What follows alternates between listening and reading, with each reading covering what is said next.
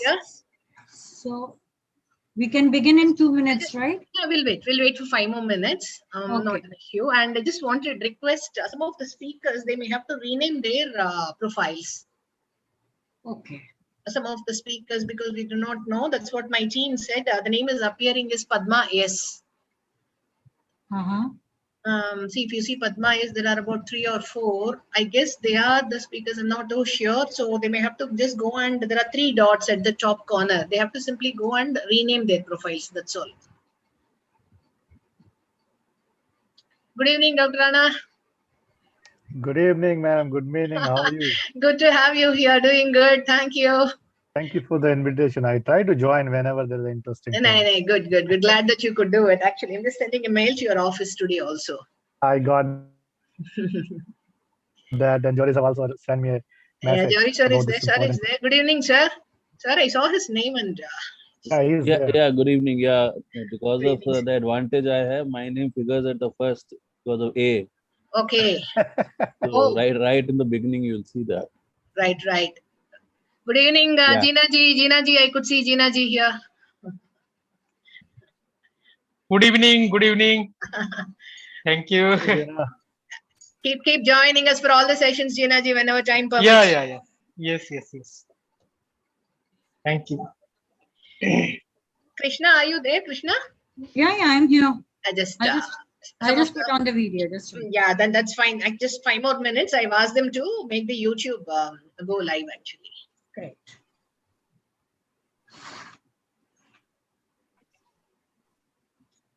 We can wait for 5 more minutes, Krishna. Let all others are joining now.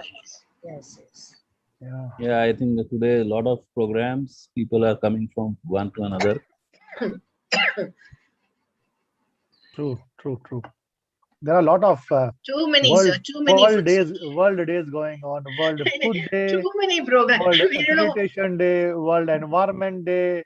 We just finished the 6th of June, No, and it then is. I don't know how many other days. So Actually, just was asking. We have to make a calendar of all these days and occasions, and it's going to be maybe 365 minus No, we couple of need to do Saturdays it. and Sundays. And we need to keep working on some podcasts and things like that. And True.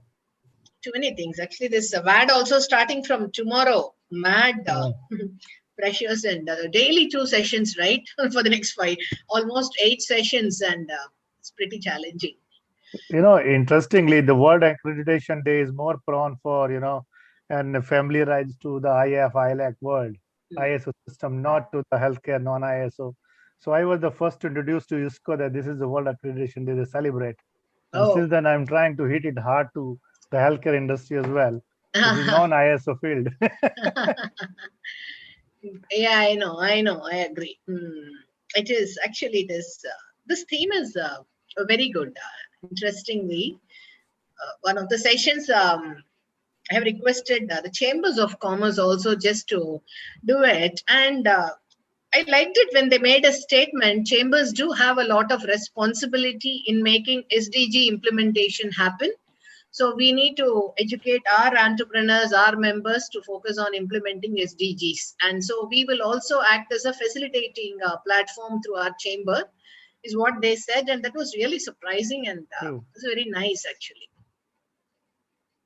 Yeah. I think there are a number of sessions which are going on till about 5 o'clock. Too many. So CCC, there's a parallel session happening now. I mean, now there's one more session that's happening in Tamil. Oh, I see. That gets over by 5:30. Now the team, some of the members got into regional teaching, started teaching quality in the local language, which they can understand better. Okay. Actually, that's why I suggested to Krishna, we keep it 5 to 7, because by 5 till 5 o'clock, there were all kinds of official programs. Ma'am, because till 5:30, 5:30 and things like that, continuously it's happening.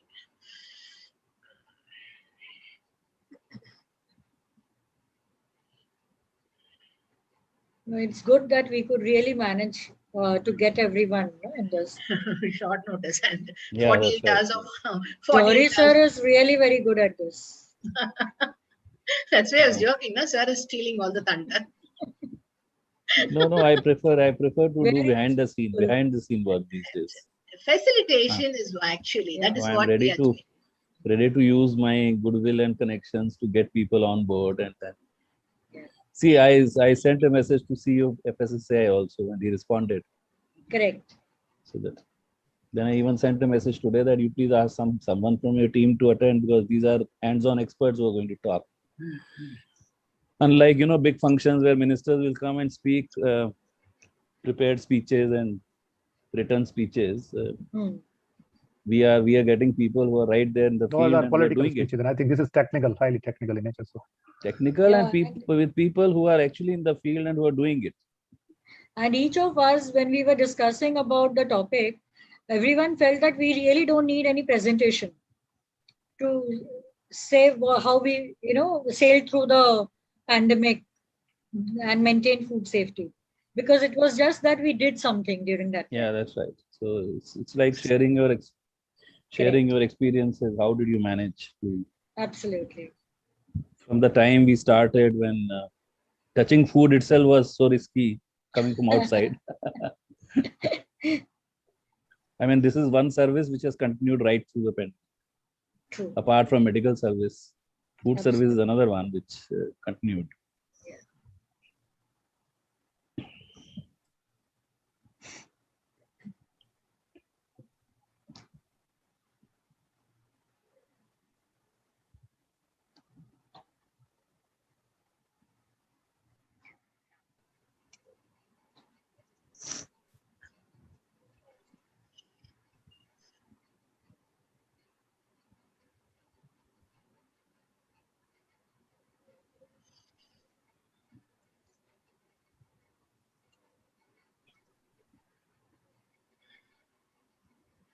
Our own many group members also said they'll join by 5:30.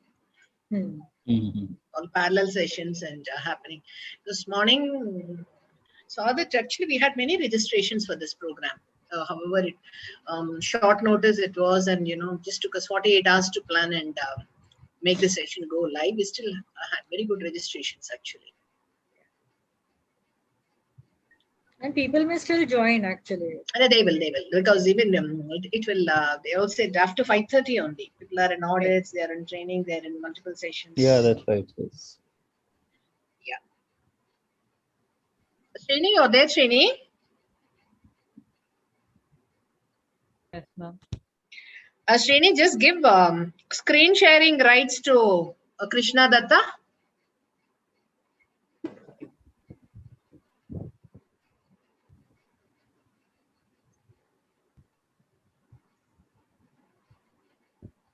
In a way, it is good that we are all working from home, so at least there is no travel related concern now. That's the best part. This is a time when half the people will be traveling and then things will not be clear.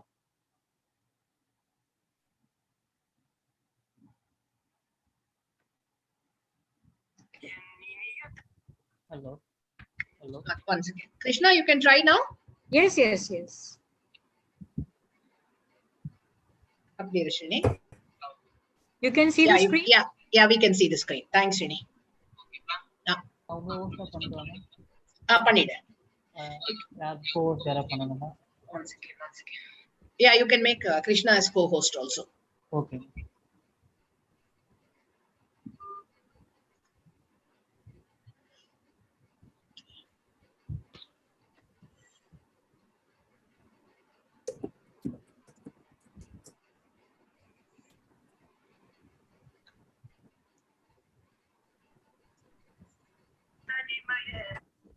Hello.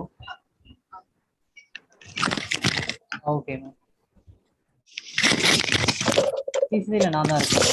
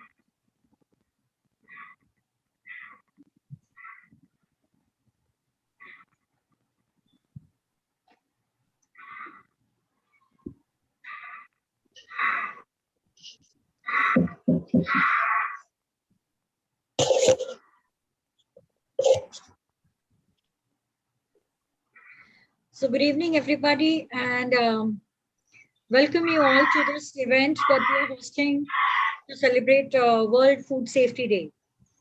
So it's a great honor and a privilege that we have so many of the industry stalwarts and the people who have been associated with food safety in a big way this event, and right time time to actually take food safety to the next level, and also understand what more can be done going forward. So we welcome all of you, and I'll just take you through our Consultants Consortium of Chennai uh, Association. I would like to speak a little about it because this particular organization is involved in doing a lot of work around spreading knowledge related to management systems. This is one of the kind management system consultants, other consultants, various management consultants team who is registered under the Tamil Nadu Societies Act as an association.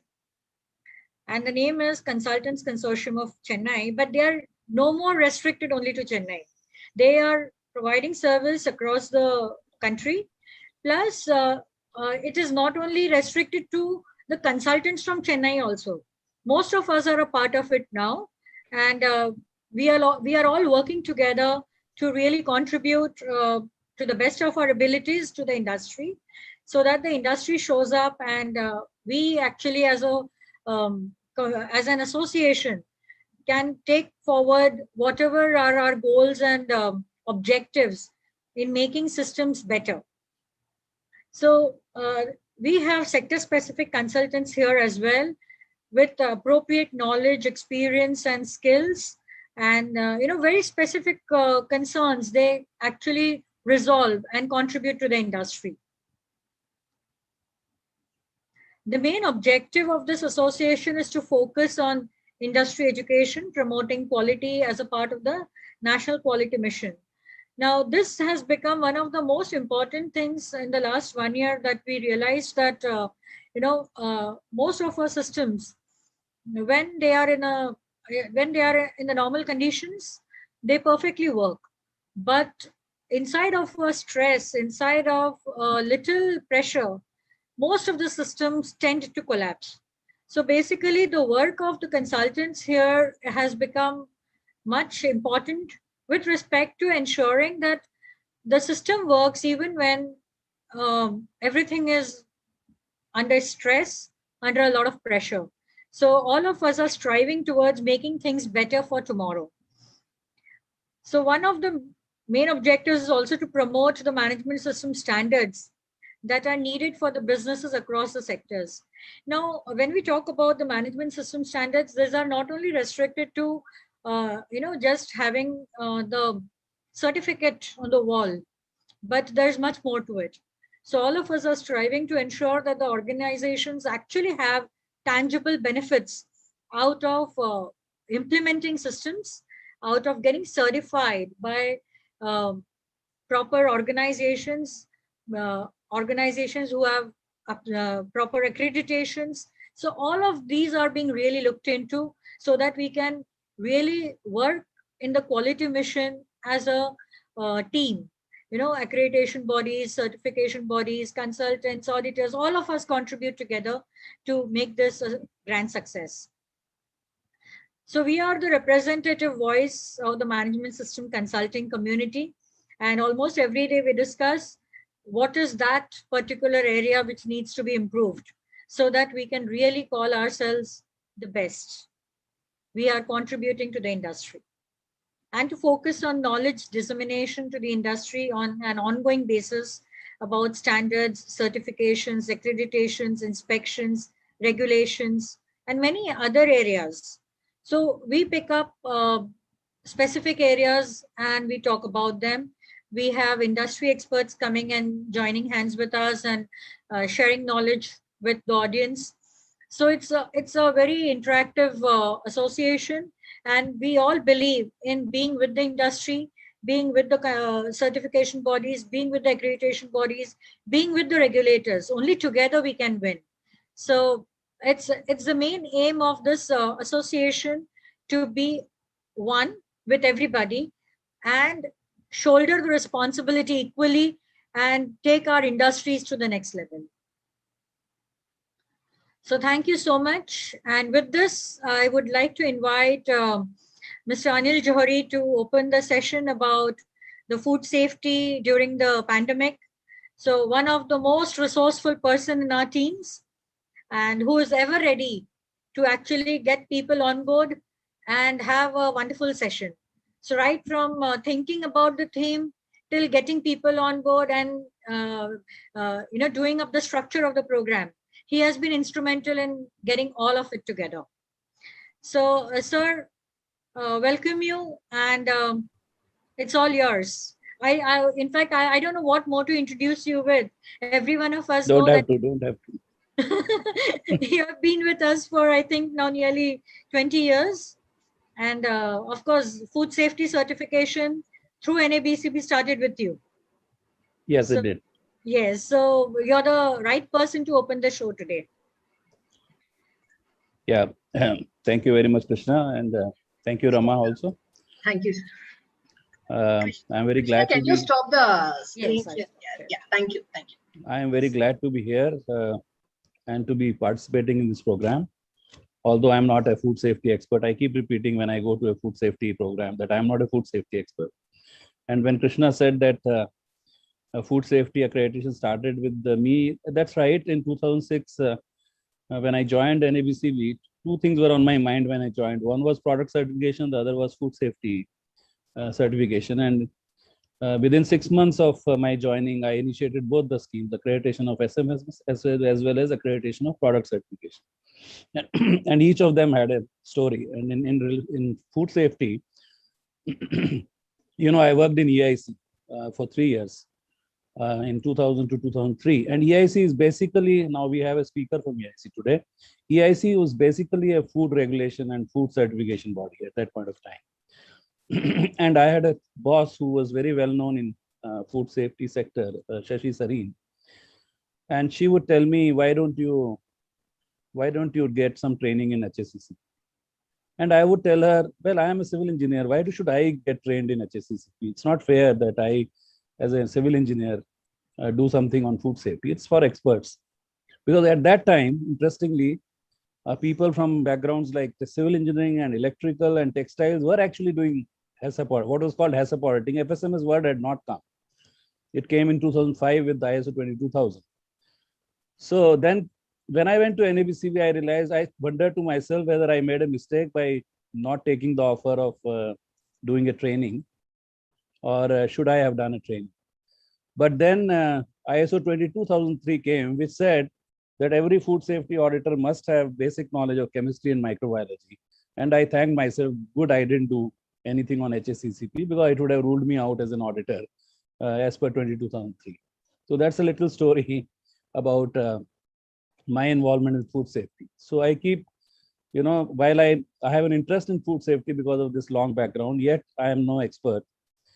But coming to management systems, I mean, sometimes we take a very narrow view of management systems. But management systems means you need to know the whole organization in terms of its processes, in terms of regulatory requirements. And now when many management systems and standards say context of the organization, you need to know even the external business environment of the organization. So management systems has become now all pervasive, and a truly well implemented management system, the truly good auditor, a truly good consultant would be one who would know in that sector everything about that business, its external environment, the processes, the regulatory requirements. I mean, typically not in food safety. Fortunately, food safety is a lucky sector, but otherwise I have found management systems auditors typically not very strong on regulatory requirements. So now coming to this event today, I am glad that at a very short notice, CCC put together this program. And this program, specifically in terms of the theme, I mean, since last year, we are all facing this pandemic. And I remember the first days of the pandemic when even outside food or grocery was not to be touched, and what kind of fears we had. And yet this is a service which has continued right through. Food manufacturing service has continued right through the pandemic, as important as medical, because after all, without food, where would we go? And after a year or so, I think we started really taking seriously in March last year, when we had the first sort of self-imposed lockdown, and then the lockdown given by the government. Now we have actually experienced this share. It's no longer an unknown enemy in that sense. Although I think the virus still continues to evade, I think, the entire word on really what it is. But in terms of food safety, I think we have experiences now. And what we tried to do in this program was to bring together hands-on experts, people who have actually been in the field, people who have either implemented food safety in same, I mean, you will find 3 speakers, one in manufacturing, one in hospitality, and one in community service, which has become so important. You see so many people engaged in community service today, in serving food. So there may be some experiences which can be shared. And then we have a hardcore management systems auditor coming in, who would tell us from an auditing viewpoint what has changed when auditing food safety now in the organization, be it a manufacturing or a service organization. And finally, we have a speaker coming from EIC, who should tell us what are the demands worldwide which have changed for our businesses. Because EIC is the one which certifies a lot of food products for exports. As I said, I have been there for 3 years, and they would be aware of whether there have been any regulatory changes or any additional demands that have been placed on Indian businesses to meet their obligations of export. So I expect this to be a wonderful session, and I myself looking forward to listening to these experts on actually on the ground what has changed during this pandemic as far as food safety is concerned. So again, all the best to CCC for taking this initiative, and I'm sure all of us are waiting to listen to the experts and add to our knowledge from their experiences. Thank you very much. Thanks for inviting.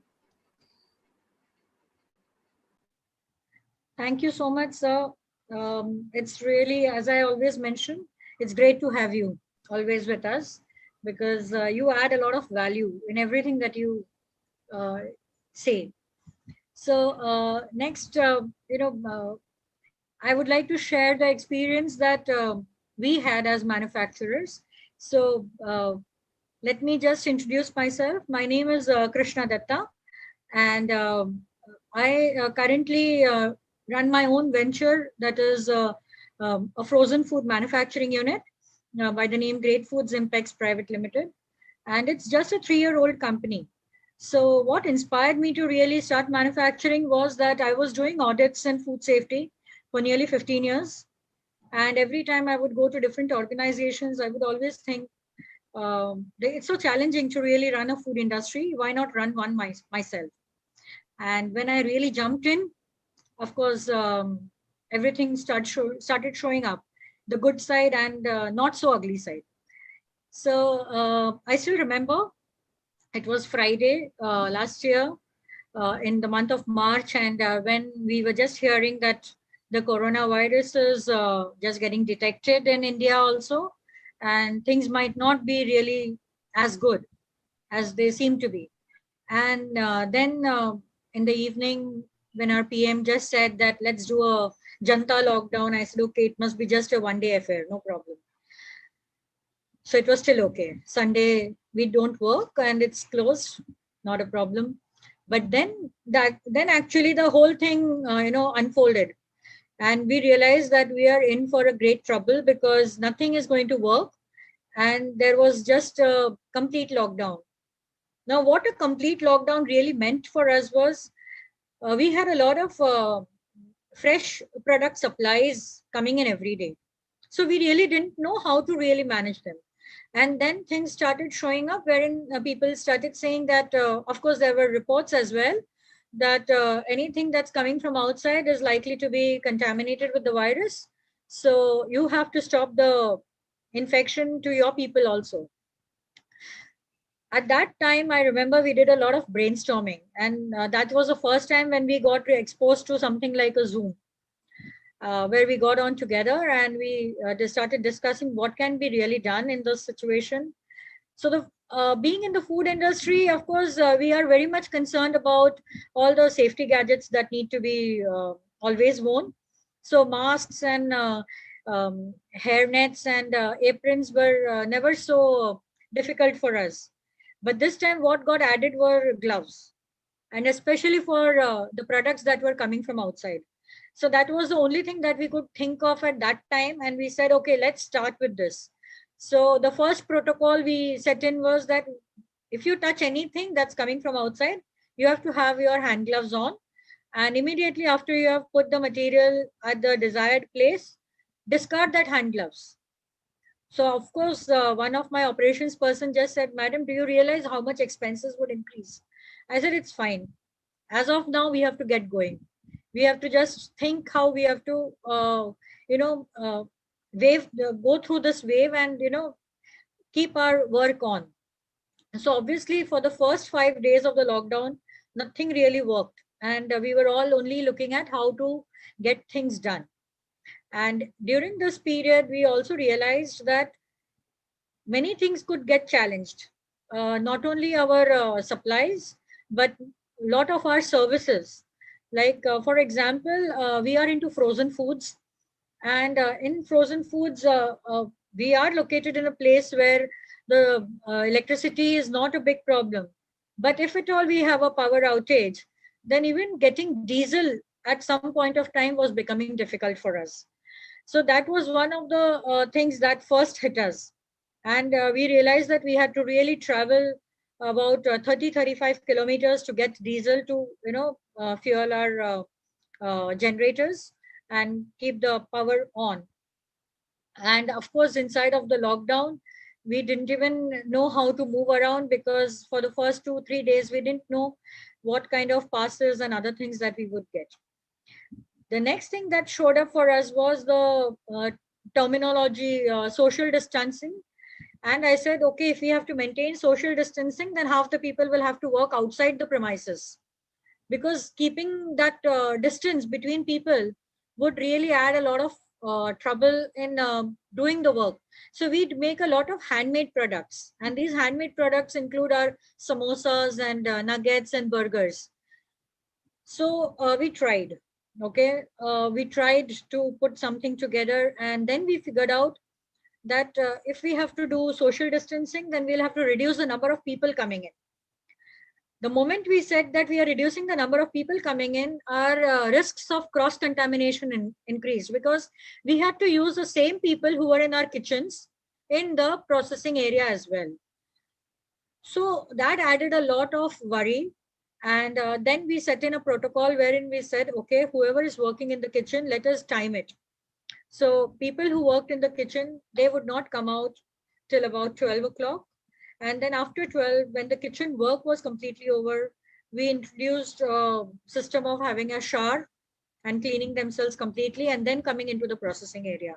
So at least in that way, we stopped the cross contamination to some extent. And the next thing that showed up for us is when we called up our pest control agency, and they said, "Ki, madam, inside of the lockdown, we can't make it."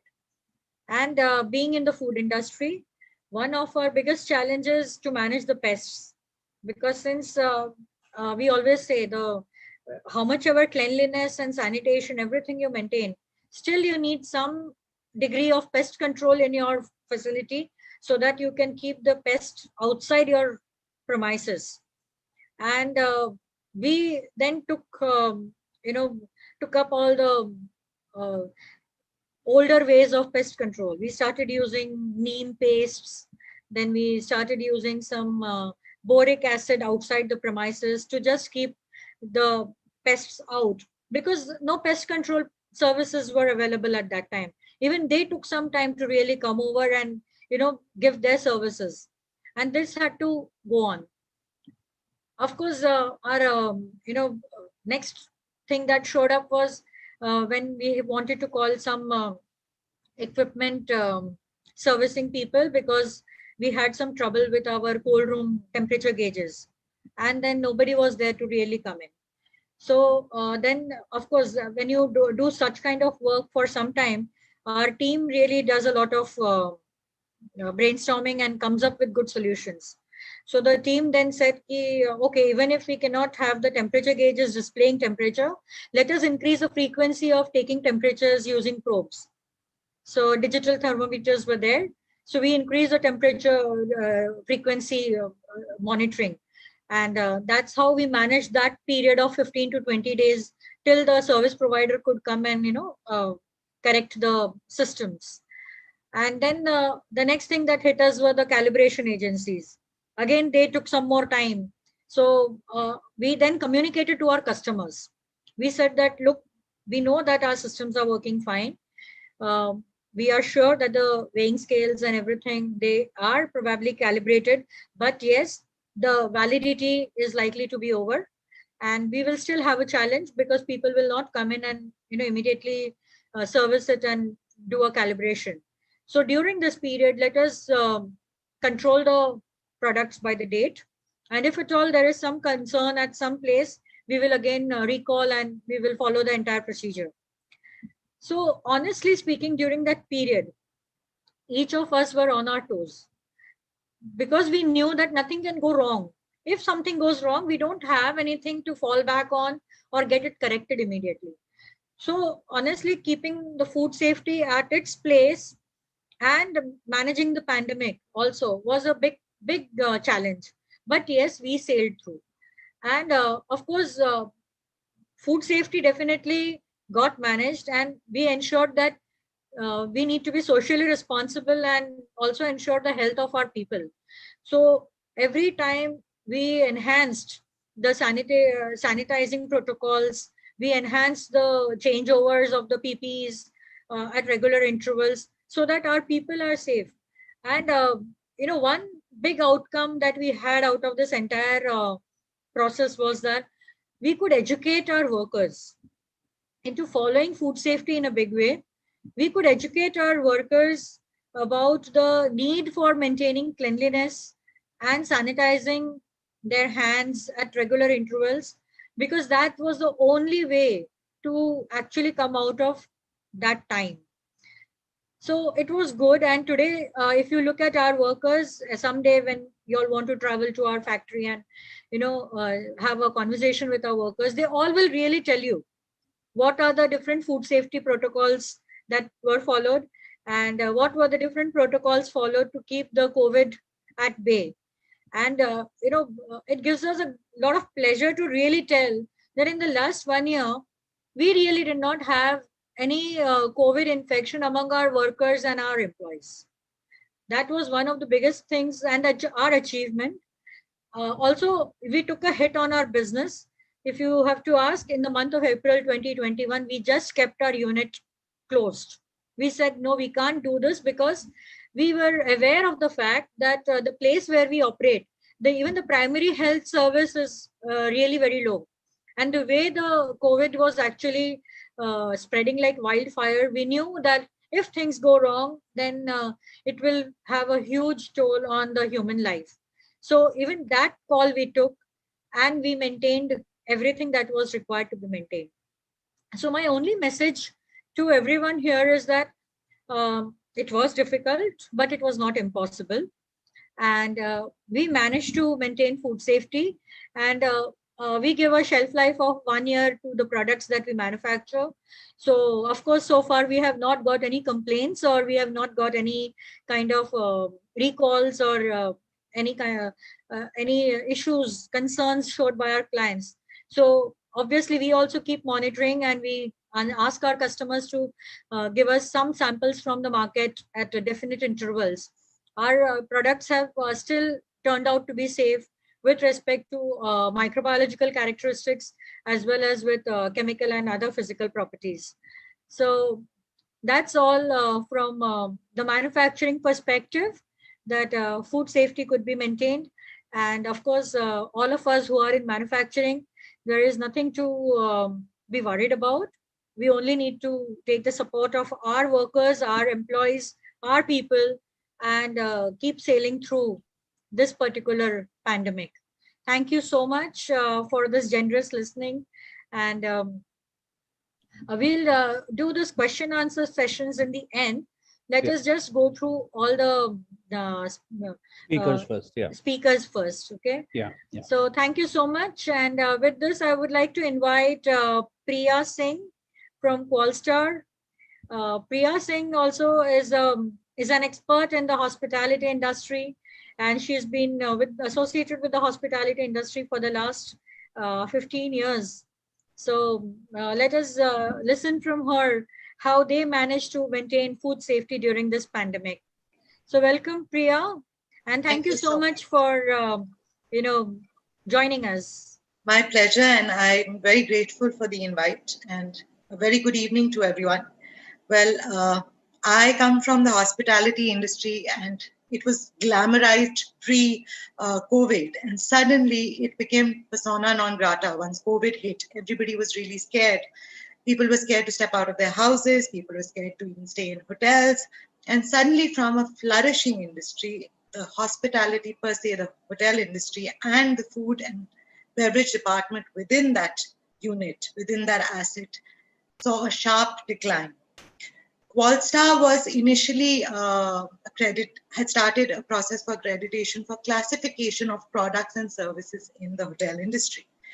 But subsequently, everyone's world changed. So we got a think tank together on how to make sure that our industry survives. And we knew the hotels were shut. Initially, first they were shut because there was a national lockdown.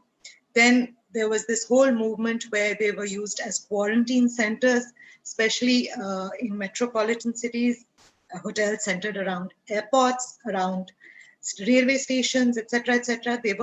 They became quarantine centers.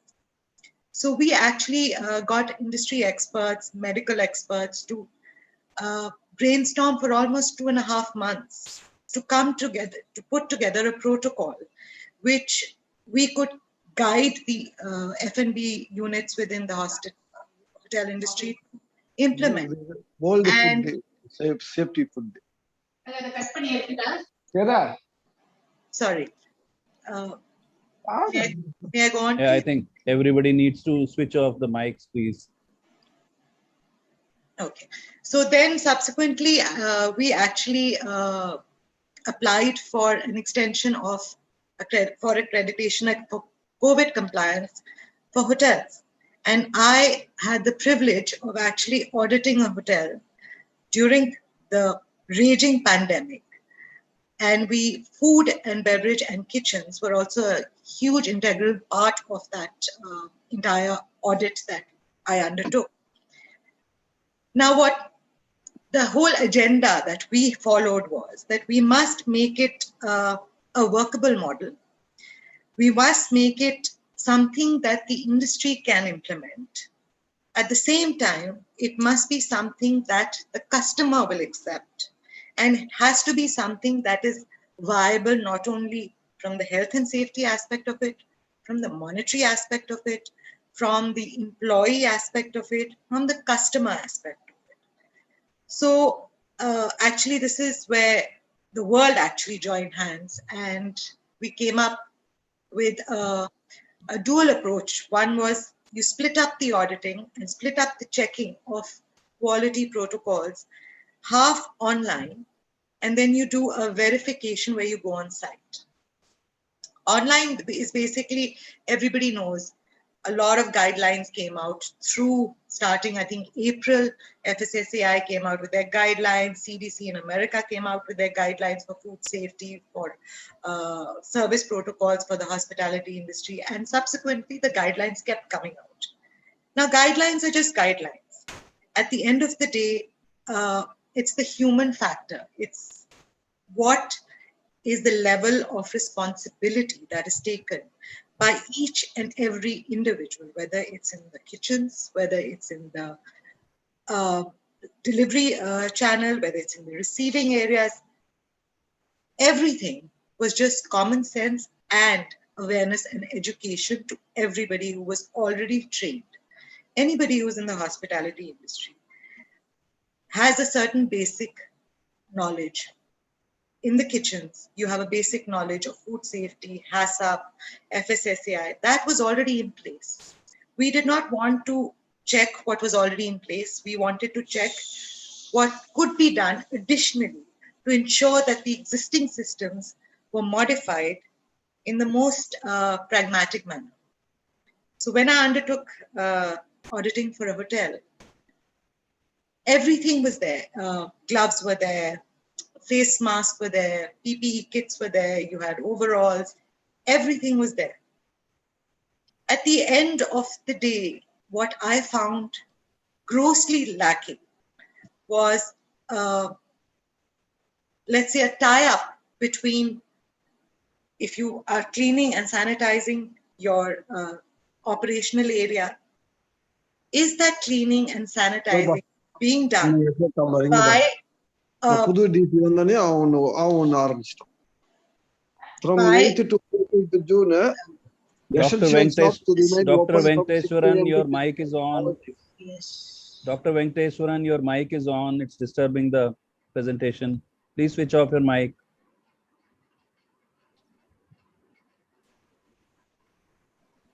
Yeah, may I go on? So actually, when I did the audit, I noticed every 45 minutes, high touch points were being cleaned. There were masks being given. There were hand sanitizers at various places. When we went to eat in the restaurant, the service associates were following all the protocols. And it was great. The audit went beautifully. Subsequently, when I went to another outlet and I did an audit for that place, that was not for certification, but just helping an industry friend. I realized the gross gaps that were existing in the system. This particular unit had the latest equipment. You walked up to it, they scanned your temperature, whether it's for the employee or it's for the chefs or it's for the service associates or it's for the guests. They were given masks, they masked up, they sanitized, the supply chains were verified, vendor verification, ordering, they had online menus, touch points were reduced, touch points were sanitized, food was maintained, temperature of food was maintained, it was cooked to a certain point, buffets were discontinued.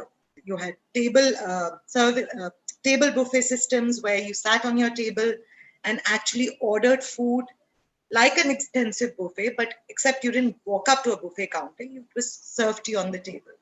Then I went to the back of house and I saw how well trained the production, the operational, the food preparation people, the cold stores, the receiving people, the receiving associates, the butchery, the guard manja, everything, all the safety protocols were being followed. But like I'd like to stress again, it's the human factor. At the end of the audit, I was about to walk out and I realized that one of the associates, who was a very senior person, had removed their mask, cleaned their mouth, rubbed their nose, and was actually putting together crockery or checking crockery on which the food was going to go out as a la carte. And that's when I realized that what is the crux, what is the basis of we talk about cross-contamination, we talk about donning and doffing of PPE kits, we talk about donning and doffing of gloves, masks, protective eye gear. But do these people really understand what is donning and doffing? How is this virus spread? And then subsequently, I had to educate these people and say, just wearing a glove and changing gloves every 5 minutes is not good enough. In fact, gloves are needed, very especially in certain parts of food production, but pragmatically, gloves are not really needed because the moment you wear gloves, especially in the service and the kitchen ops, you have a false sense of security. And then you do not follow the donning and doffing protocols of the gloves. So it's easier to wash, sanitize, do not touch your face, do not touch equipment which is not directly related to the service or the operation that you're doing. So if you're chopping, if you're doing mise en place, make sure you do your mise en place, sanitize, and then go on to something else. If you're doing the final plating, which is going out to the guest, then you must make sure that during the plating, you do not go out and need your touch ladle or touch something else which is within your periphery. So again, I come back to the same aspect. I found that educating awareness and responsibility towards understanding this disease, understanding how it spreads, and adopting a very, very pragmatic solution to preventing its spread. Just 1 second. To preventing its spread. Then we got this whole exercise started subsequently, where I went to another property, and they had a very impressive food technology lab, and they were testing all the raw materials that were being received in the hotel. They were testing at every stage, at receiving, at storage, when it was when a purchase order was requisitioned from the kitchen to the stores, it was tested then. It was tested randomly when the food was cooked, and again randomly once it was served, which is great. This is all testing. But to break that chain, to actually cause cross-contamination, it just takes one lax moment. So again, I come back to the same thing. Education, training, responsibility, and awareness, I feel, is the crux and is the heart of actually everything that we do, whether it's food production, food manufacturing, guest services, anything to do with hospitality. We must read, we must take responsibility, we must educate ourselves, we must educate people around us, and follow guidelines and follow what is happening the world over. Again, I stress, online trainings, I got my entire team to do almost maybe every 10 days, WHO trainings. I conducted CDC trainings for them on CDC protocols. We followed stringently whatever FSSAI was doing, what were the modifications. They had stopped buffet systems. Then they had started a system where you could carry on buffet systems, but you had to have an associate serving the buffet. And let me give you a very interesting story. When I actually was approached by a hospitality unit saying, Priya, we are prepared for an audit. We want to make sure that we are following the SOPs, modified protocols. We have trained our staff, but can you avoid breakfast service? So I found it very funny. I said, why? So the person said, see, breakfast is generally a morning shift service, which is offered to customers FOC. It is a part of the room tariff. And when there is a huge buffet laid out, although the FSSAI guideline says that you can have buffet, but you must have somebody serving it. I, as a hospitality unit, as an F&B manager of the restaurant, cannot control the customer from crowding around the service associate, whether it was for fruit or whatever was served at the breakfast time. And I spoke to the associate who was manning those stations as well. They said, ma'am, we don't know what to do. And then I said, okay, we must have this awareness, not only for the people working in the hospitality industry, but we must have an awareness for the customer, the end user who's coming and experiencing it. So it was a challenge. It was successful many times.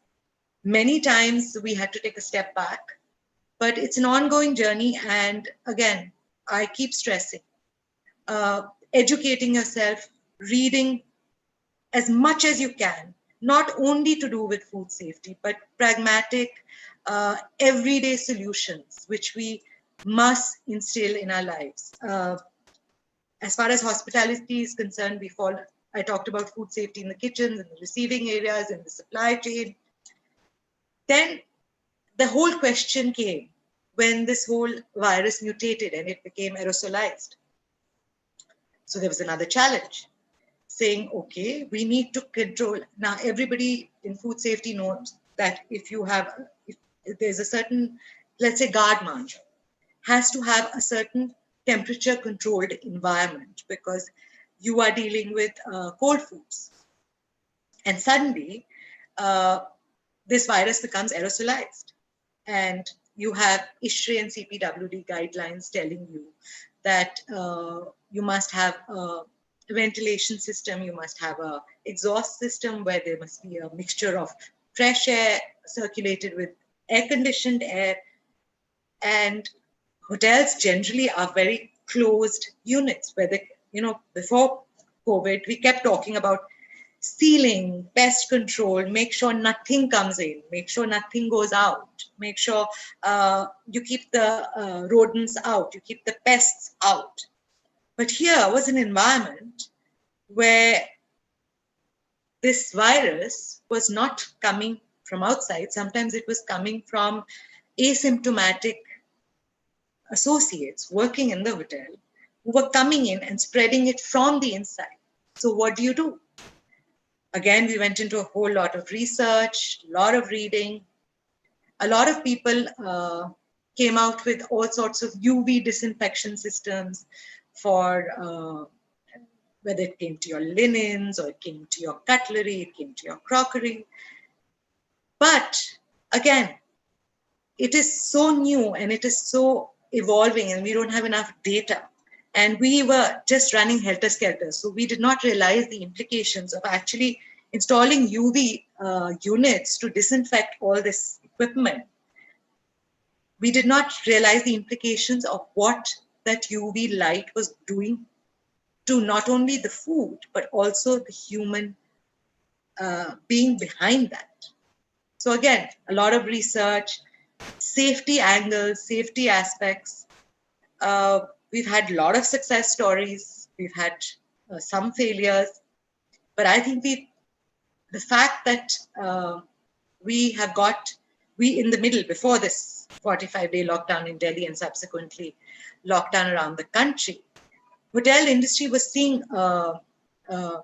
let's say, a revival in people venturing out. It was because these safety protocols were being done, certifications were being given, the industry was reassuring its clients and its employees that they're doing whatever they could. But now this second aerosolized lockdown, this new variant, the constantly evolving virus is just, they say necessity is the master of all invention. And I just urge everyone, whether you're in the hospitality industry or you're in the food industry or you're in the service industry or even if you're a management system associate, read, educate, start with yourself.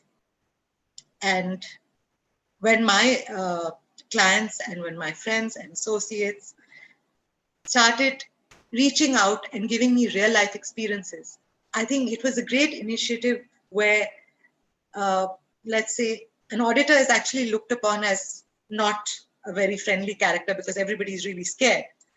But this whole amalgamation of a joint effort where we reached out and we told them that follow this, let's say, information, this doctor, this scientist, this food technologist, this organization, read, and try and implement in the simplest manner.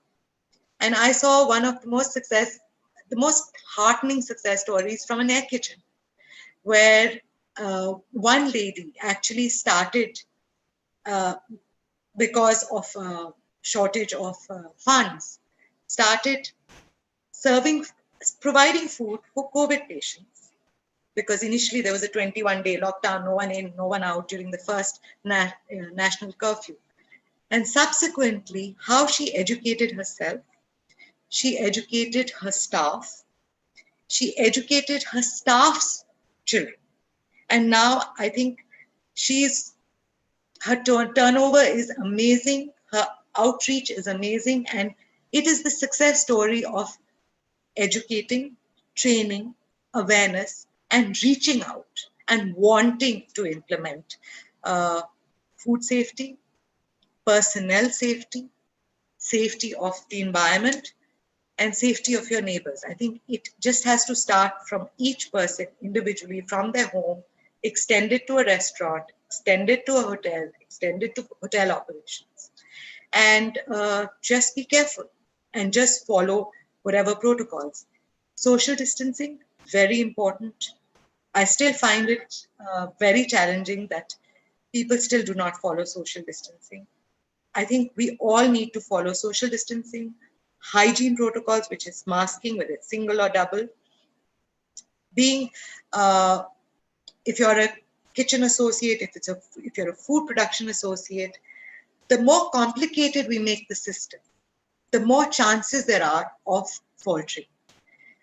Yes, PPE kits are very, very important.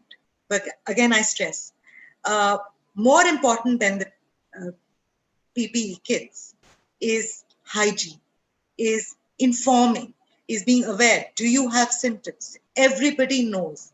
Asymptomatic people are walking around. Sometimes they say, we didn't even know that we had COVID.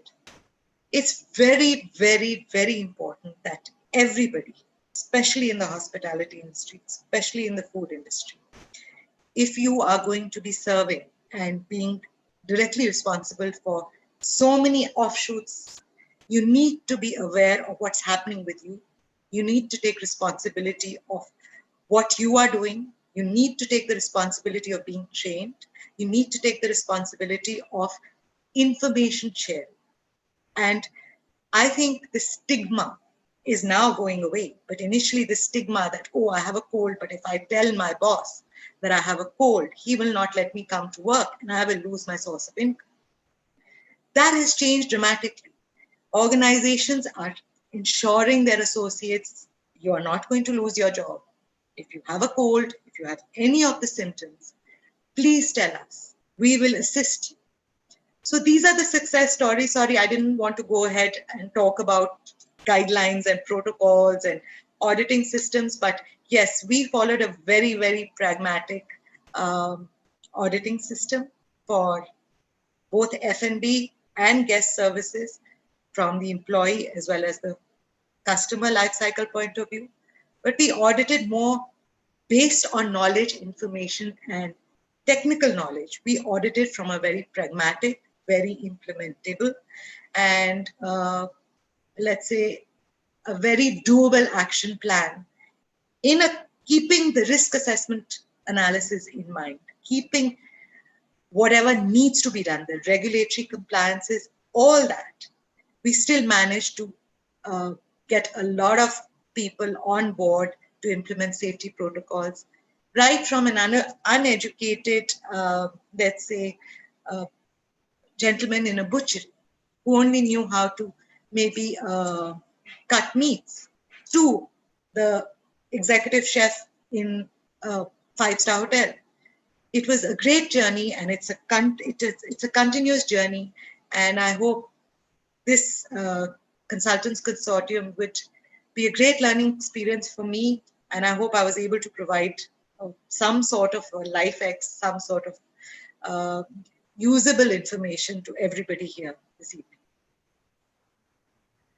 So thank you so much, Priya. It was really nice to listen to the challenges. And definitely when we sit here, we really don't realize that so many things must be going on. Thank you so much for being a part of this event.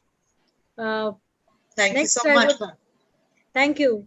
Next, I would like to invite Mr. Suresh Kumar. Mr. Suresh Kumar is the quality head of Akshay Patra, which is the midday meal initiative, community kitchen operation being run by ISKCON group. And of course, we just heard how hotels were working during the pandemic. Now let's look at how community kitchens actually managed their work during the pandemic. Mr. Suresh, can you just unmute yourself and start your video? Yeah, thank you, Krishna. Thank you very much. Am I audible? Yes, you are audible. Okay. Thank you. Good evening, all. I'll just share a small PPT of about 15 minutes. Yeah, sure. So About Akshay Bhadra Foundation and what are the activities we have done during the COVID pandemic. So you will need the sharing. Yeah, I need the sharing permission. Yeah, just took that.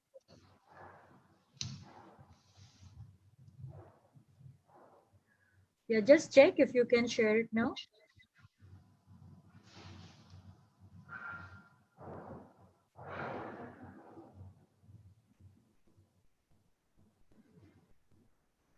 Yeah, I can. Yeah, but we can't see the screen yet. One minute, I'm just sharing it. Yeah. Selection is not possible. Yeah, is it all? Yes, we can see.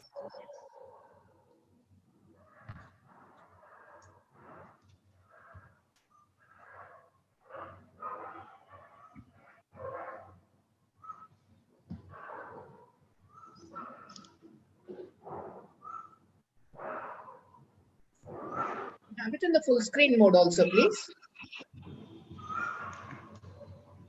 Give me a minute. Yeah.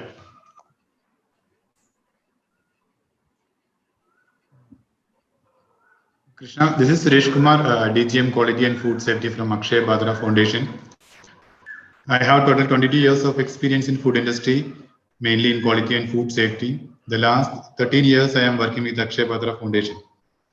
That's all about me. I'll just quickly go through my company. Of course, you all know, please mute your mic. And if any doubts, any clarification, please use the chat box. Coming to Akshay Bhadra is a non-profit organization providing midday meals to school children. We are the implementation partner for government and central and state government bodies to run midday meals successfully. Our vision, Akshay Bhadra is, of course, as you said, it's a sister concern of ISKCON, but Akshay Bhadra is a separate trust altogether. Our vision is to no child in India shall be deprived of education because of hunger. And our mission is to feed 5 million children by 2025.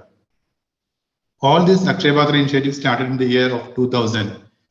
We started that time 2000. There was no midday meal program in Karnataka. So our big kitchen was keeping idle. So we thought of doing some service to the children. So we started serving in 5 government schools in and around Bangalore, 4,500 children.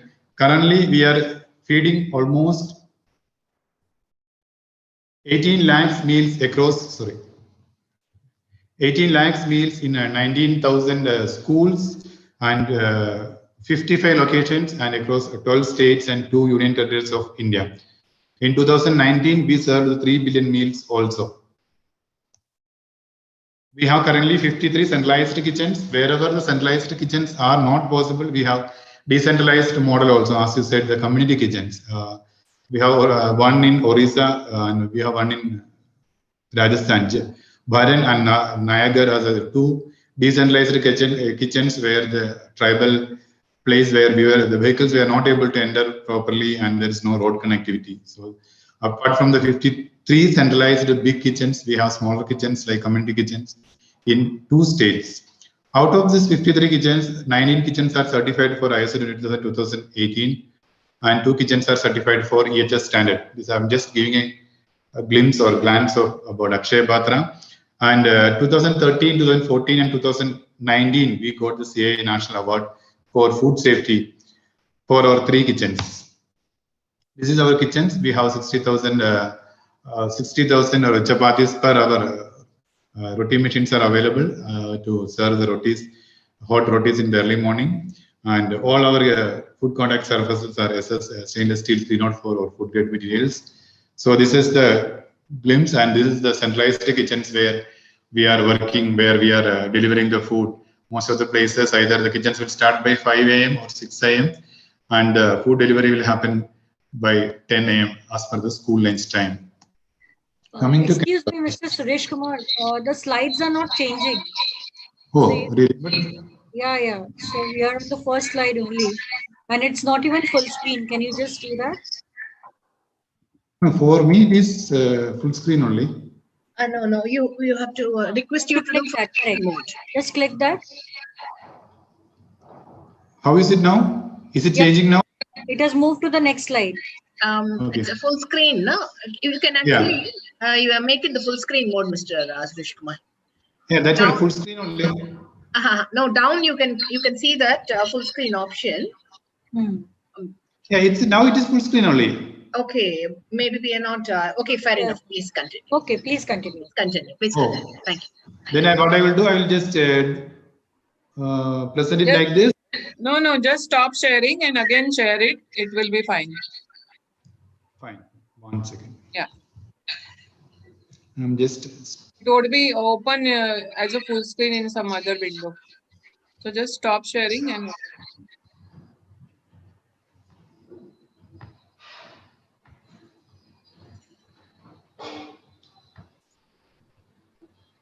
Now make it full. Fine. Is it moving? No, it's not yet. Oh, it's moving for me. So okay. There is some issue. Now it is. Yeah. Now it's moving. Yeah. Yeah, please continue. Yeah. This I already covered. No child in India shall be deprived of education because of hunger. So we started in the year of 2000, much before Karnataka government started their midday meal program. In 2002 or 2003 only, Karnataka government started the midday meal program. We started the midday meal program in Karnataka, in Bangalore, in 2000, starting 4,500 children. We served over 3 billion meal in 2019 also. Currently we have 18. Currently we are serving 18,907 meals per day in 19,039 schools in 55 locations across 12 states and 2 union territories. That is the current strength what we are delivering. We have centralized kitchens, 53 locations, and we have decentralized kitchens in 2 locations also.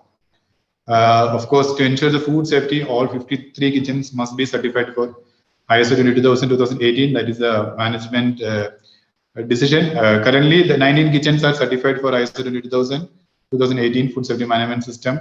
Some another 10 more under pipeline because of this corona. The certification got hold.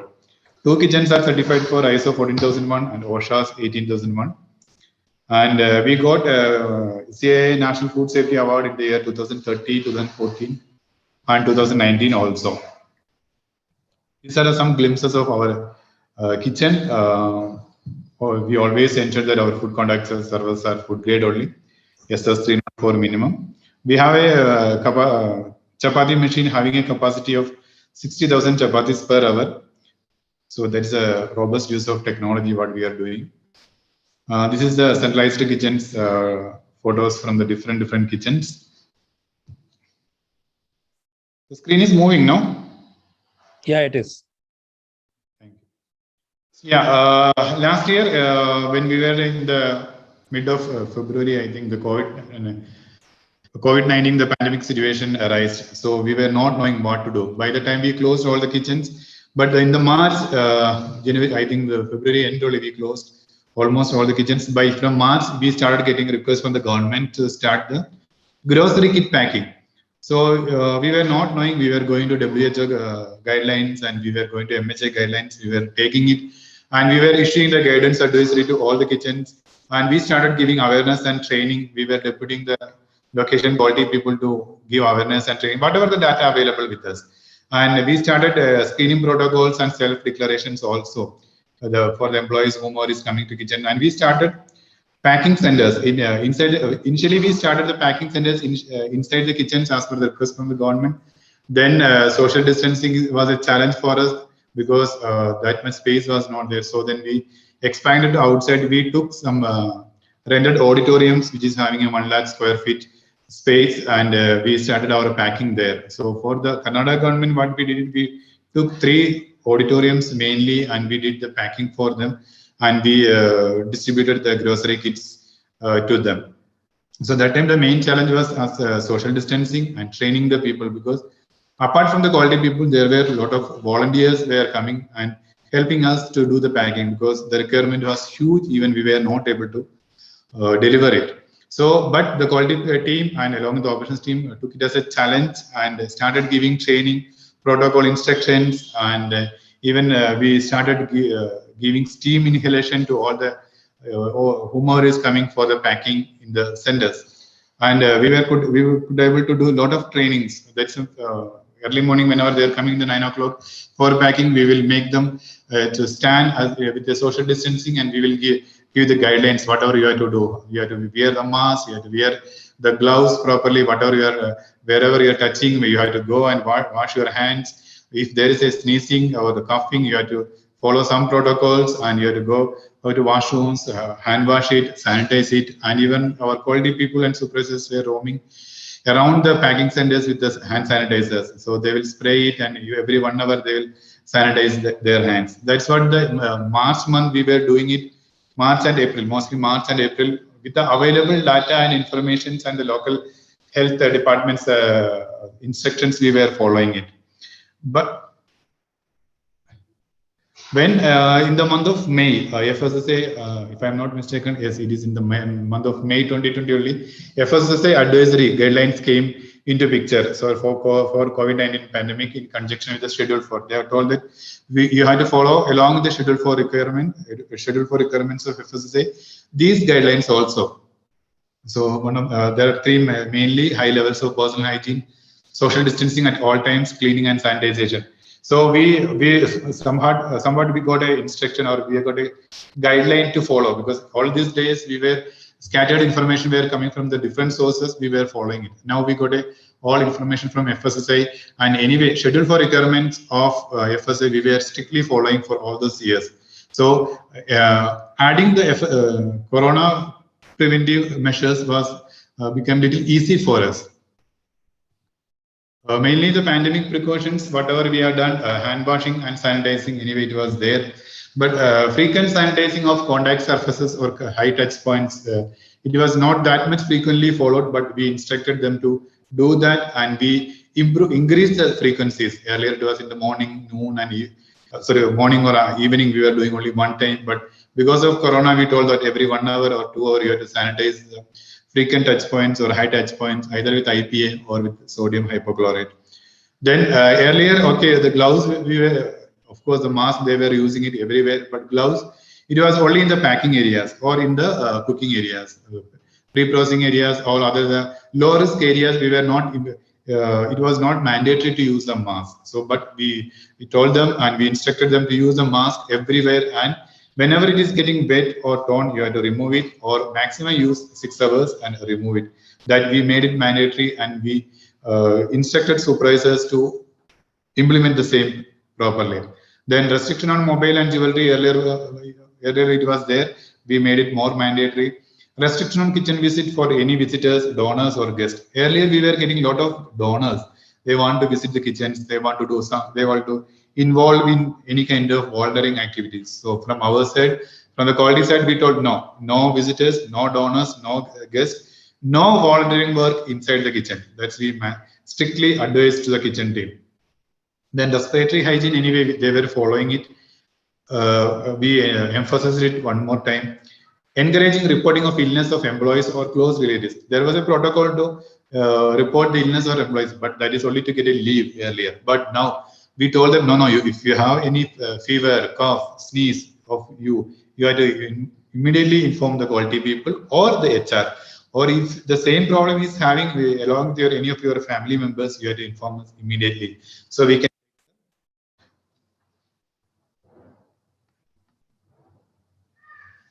One second. So you can take the preventive measures. So sanitization of common toilets and bathrooms with 1% hypochlorite solution. Earlier it was not. Earlier it was happening, but we made it more mandatory. I'll take a 1-minute break because my battery is getting drained. I'll just take the charger.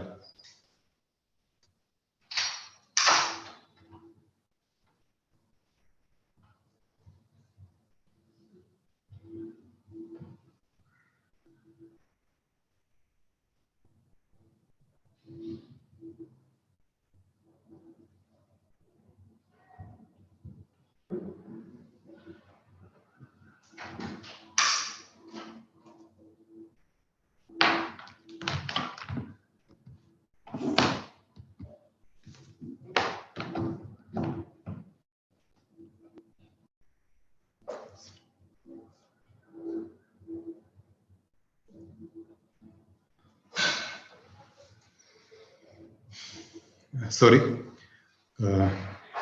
Also, if in case of employees like flu symptoms or COVID-19 illness at the workplace,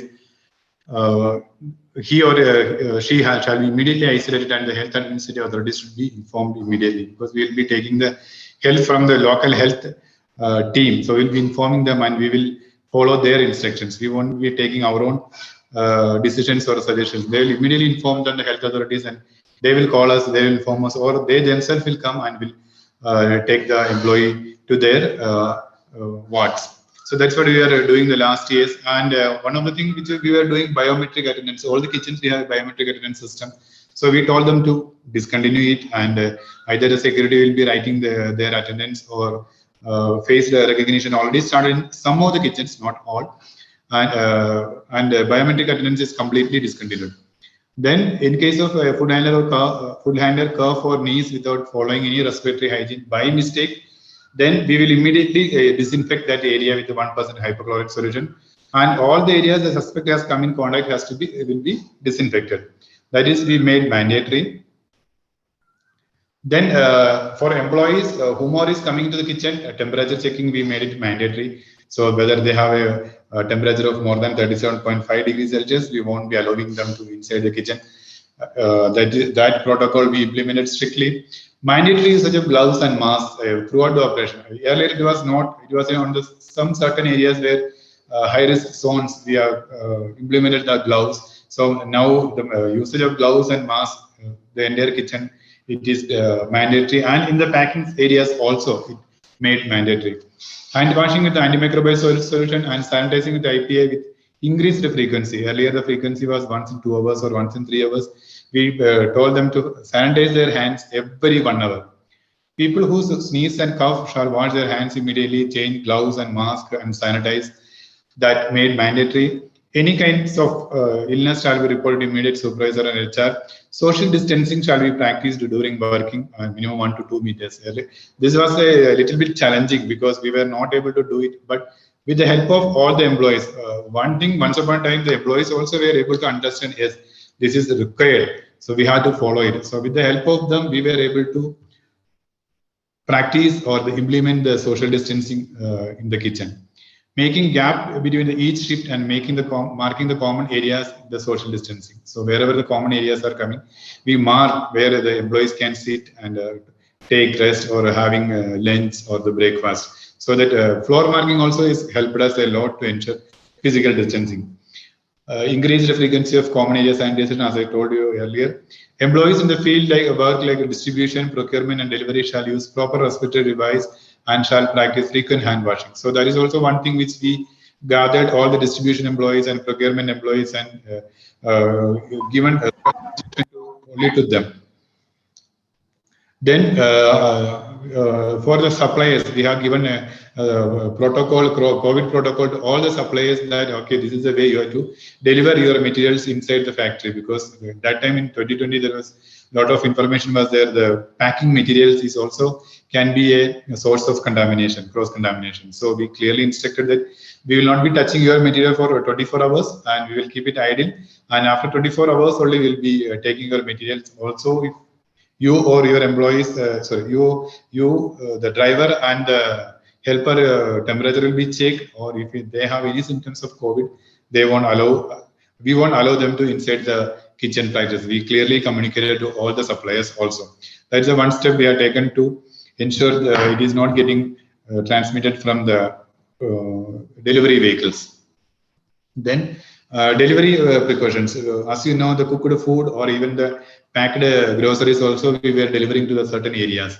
So distribution employees was being a very challenge, because most of the employees were more than 50 years old or 55 years old, and they are not that much trained in food safety or this kind of practices, because their job is only to deliver the materials. So we are gathered all the teams and given special instructions, and we are given hand sanitizer and vehicle disinfectant also we are given, and we told them to carry it in the vehicles and sanitize your hands. Whenever you are delivering the materials to any place, you sanitize your hands. Otherwise, also every 1 hour you have to sanitize your hands frequently, so that the contamination from the COVID-19 cannot happen. The vehicles, whenever it is coming back from the distribution areas, it will be sanitized with the disinfectant in the gate entry itself. So we made a system there, one person can, and with the chlorine solution, 1% chlorine solution, he can disinfect the entire vehicle itself before entering to our campus. The drivers and route boys will wash their hands with antimicrobial soap solution and sanitize with IPA every 1 hour or immediately after delivery of food and after reaching at the security gate. The uniforms, that is also, we were doubting whether the uniforms can be also can be a source of transmitting the disease.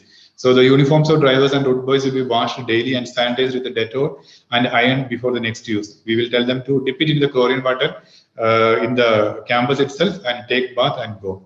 So they will be doing it, and we will be again sanitizing with the Dettol and ironing it the next day, and we will be giving it. The route boys and drivers to take bath immediately after the delivery of food or food materials. The return vessels shall be dipped in 100 ppm chlorine water. This is also one extra step what we have taken.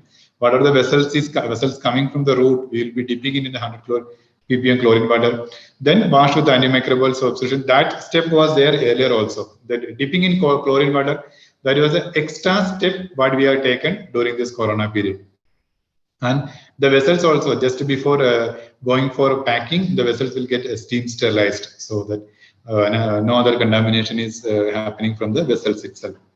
If the food is getting delivered to the COVID-19 quarantine people, we will not be delivering in our own vessel. We will be delivering the individual packed conditions and ready to serve. So we will be delivering it and we will be coming back. No serving from TAPF. That we already instructed to the team whoever is coming for the request of food. For larger kitchens, smaller kitchens, anyway, it is not possible. For larger kitchens, as per the guidance from FSSAI, we made a local emergency response team, and with one coordinator, made a list of all authorized COVID-19 treatment hospitals wherever it is nearby, because it is state specific. Isolation rooms are arranged for the suspected COVID cases.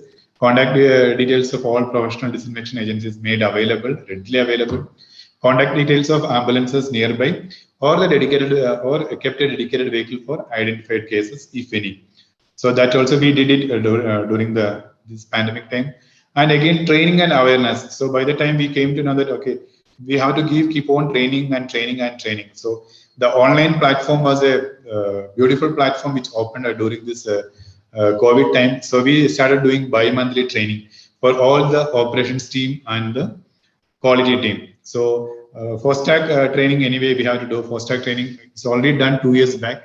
So we reinitiated the FOSTAC training for the food safety supervisor catering level 2, along with awareness on precautionary measures during COVID-19 pandemics.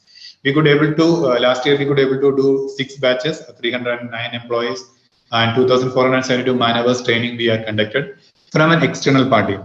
From our own internal training team, the regional trainers, we could able to train the 33 batches we conducted, 2,305 participants and 4,954 man-hours training we have provided for all the team pan-India on different topics: GMP, food safety, ISO 20000, 2018 HACCP, legal compliance, etc., etc. That's what one of the new initiative what we have done during this pandemic time. Then made a protocol for whomever is coming after the return to work after the COVID positive case. It is also as per the advisory from the FSSAI. No fever for at least 72 hours without medicine since recovery. Other systems have improved. Example, cough, shortness, or breath have reduced.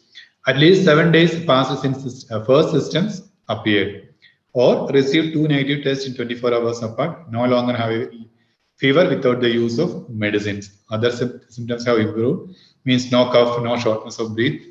Like that, we have made 2 protocols. Any one the employee can adhere. That's what we did during the Corona time, the entire last 1 year, and now also it is continuing. The midday meal program got suspended because there is no schools as of now.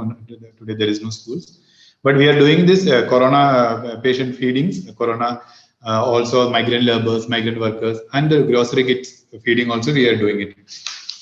Till from 2020, from March to till May 15th, we could able to deliver almost 6.15 crores of cooked meals to in different areas, and we could able to deliver almost 10.25 lakhs of grocery kits and 10.69 lakhs of happiness kits in different areas, different parts of the country. That's all from our side. What we had done from during the Corona pandemic time, how we could able to sail through during this pandemic time. Hope I am well within the time. Thank you so much, Mr. Suresh.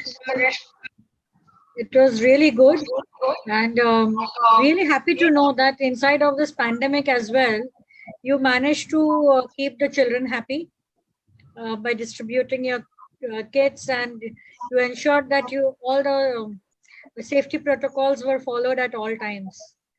And above all, thank you so much for making it for this event. I'm sure you're too busy with your work. This keeps you on your toes. But thank you very much for being here. Thank you, Krishna. Thank you very much. I am very glad to be here. Only the problem was it was very short notice. I was not. I understand, and I'm very sorry for the same. Next time around, I'm sure we will do a much more well-planned program. And Sure. we need to do, because I think people are interested in knowing how the industry has managed itself during the pandemic. So after listening to the hospitality, community kitchen, manufacturing sector, let's move on to listening to how audits were being done during the pandemic. That's a very, very challenging field. And I know a number of auditors who had to really get into that remote auditing mode. And I'm sure in a food industry, it is very, very difficult to do this. And we have one of the best auditors in the industry, who is now the managing director of Food Chain ID, Chinmay Devulgaonkar. She happens to be one of the very good friends. We have done a number of trainings together. I am so privileged that today she is here, and she will be talking about the challenges that the auditing world faced during the pandemic. Chinmay, over to you. And thank you so much for joining in. Thank you so much, Krishna. Can I request to share my screen? The previous speaker has to come out of sharing mode. Right. Mr. Suresh Kumar, can you please stop sharing your screen? Doing. Yeah. Yeah, yes. Yeah. Can you just check, Chinmay, if you can share it now? Yeah, I'm checking. Yeah. Thank you so much. Thank you so much, Chori sir, for this opportunity. Really privileged to be part of this CCC forum. This is my second talk over here in this forum, and I just love the way the whole arrangement is run and the whole gathering is created. So it's all about how the audits in new era. As every industry suffered, we too suffered. I mean, suffered in the sense it's all about how you adopt to the new change, how you adopt to the new normal. So this is all about how the audits are adopting to the new normal. So that's about me. I'm Chinmay Devargaonkar. My last name is pretty tough to remember. So I normally correlate my name Chinmay with Chennai. So you don't forget that. I've done Masters in Food Science and Technology, and I have done Global Leadership Program from INSEAD. I have 23 years of experience, out of which 19 years are in the certification sector. 2,000 plus audit mandates, 1,500 plus training mandates, alumni of US Department of State, FSSAI National Resource, and all these guidelines which you were saying for COVID-19, which FSSAI has published last year. I was one of the core team member to write down those guidelines. And I have trained more than 700 plus FSOs or assistant commissioners to implement those guidelines or to verify the guidelines at the ABO level. I'm Vice President with AFSTM Mumbai and recipient of ASSOCHAM's Inspiring Women of the Year Award. So before I start, just a quick glance at Food Chain ID. It's a pretty new company, 1996 establishment. We have 17 offices and 5 labs. If I take the name Food Chain ID, as you can guess that we are exclusively into food and agriculture segment. And in this segment, we have 38,000 plus customers from 100 plus countries. We have done 100,000 plus verification of products. We received Certification Body of the Year award from BRC, and we are a family of 8 members. As you can see down there, they are all our the acquired companies. So these are our business capabilities at the short. We are into auditing, testing, training, and scientific and regulatory affairs. And this is what we have. So when we say testing, it's not just the pesticide or residue testing. We are exclusively into DNA-based testing. We use the technology called metagenomics to identify complete microflora available using DNA analysis to identify quality and food safety issue. So this is we also have scientific and regulatory services, wherein we have the global library of regulations from 200 plus countries for these segments, and so about 200 plus 1,000 lakh se zyada regulations ki library hai.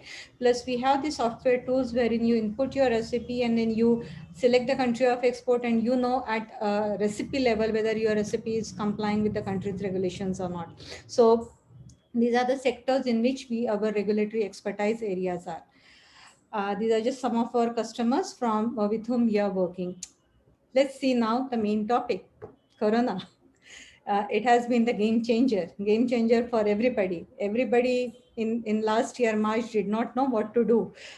We all were like, with just 50 cases, we were all struggling. So suddenly one fine day, 28th March, it said lockdown, and that's it. So we had a lot of upcoming audits. We did not know what to do. Some of the audit dates were expiring, and it was really a hotspot situation, just like even a manufacturing or a hotel segment had. So we also had a lot of issues because accreditation bodies were also looking at scheme owners. So that's how we struggle. So you all know that typically we did physical audits. So auditor would come on site, he would inspect, he would audit physically, and then that's how the auditing traditionally has been.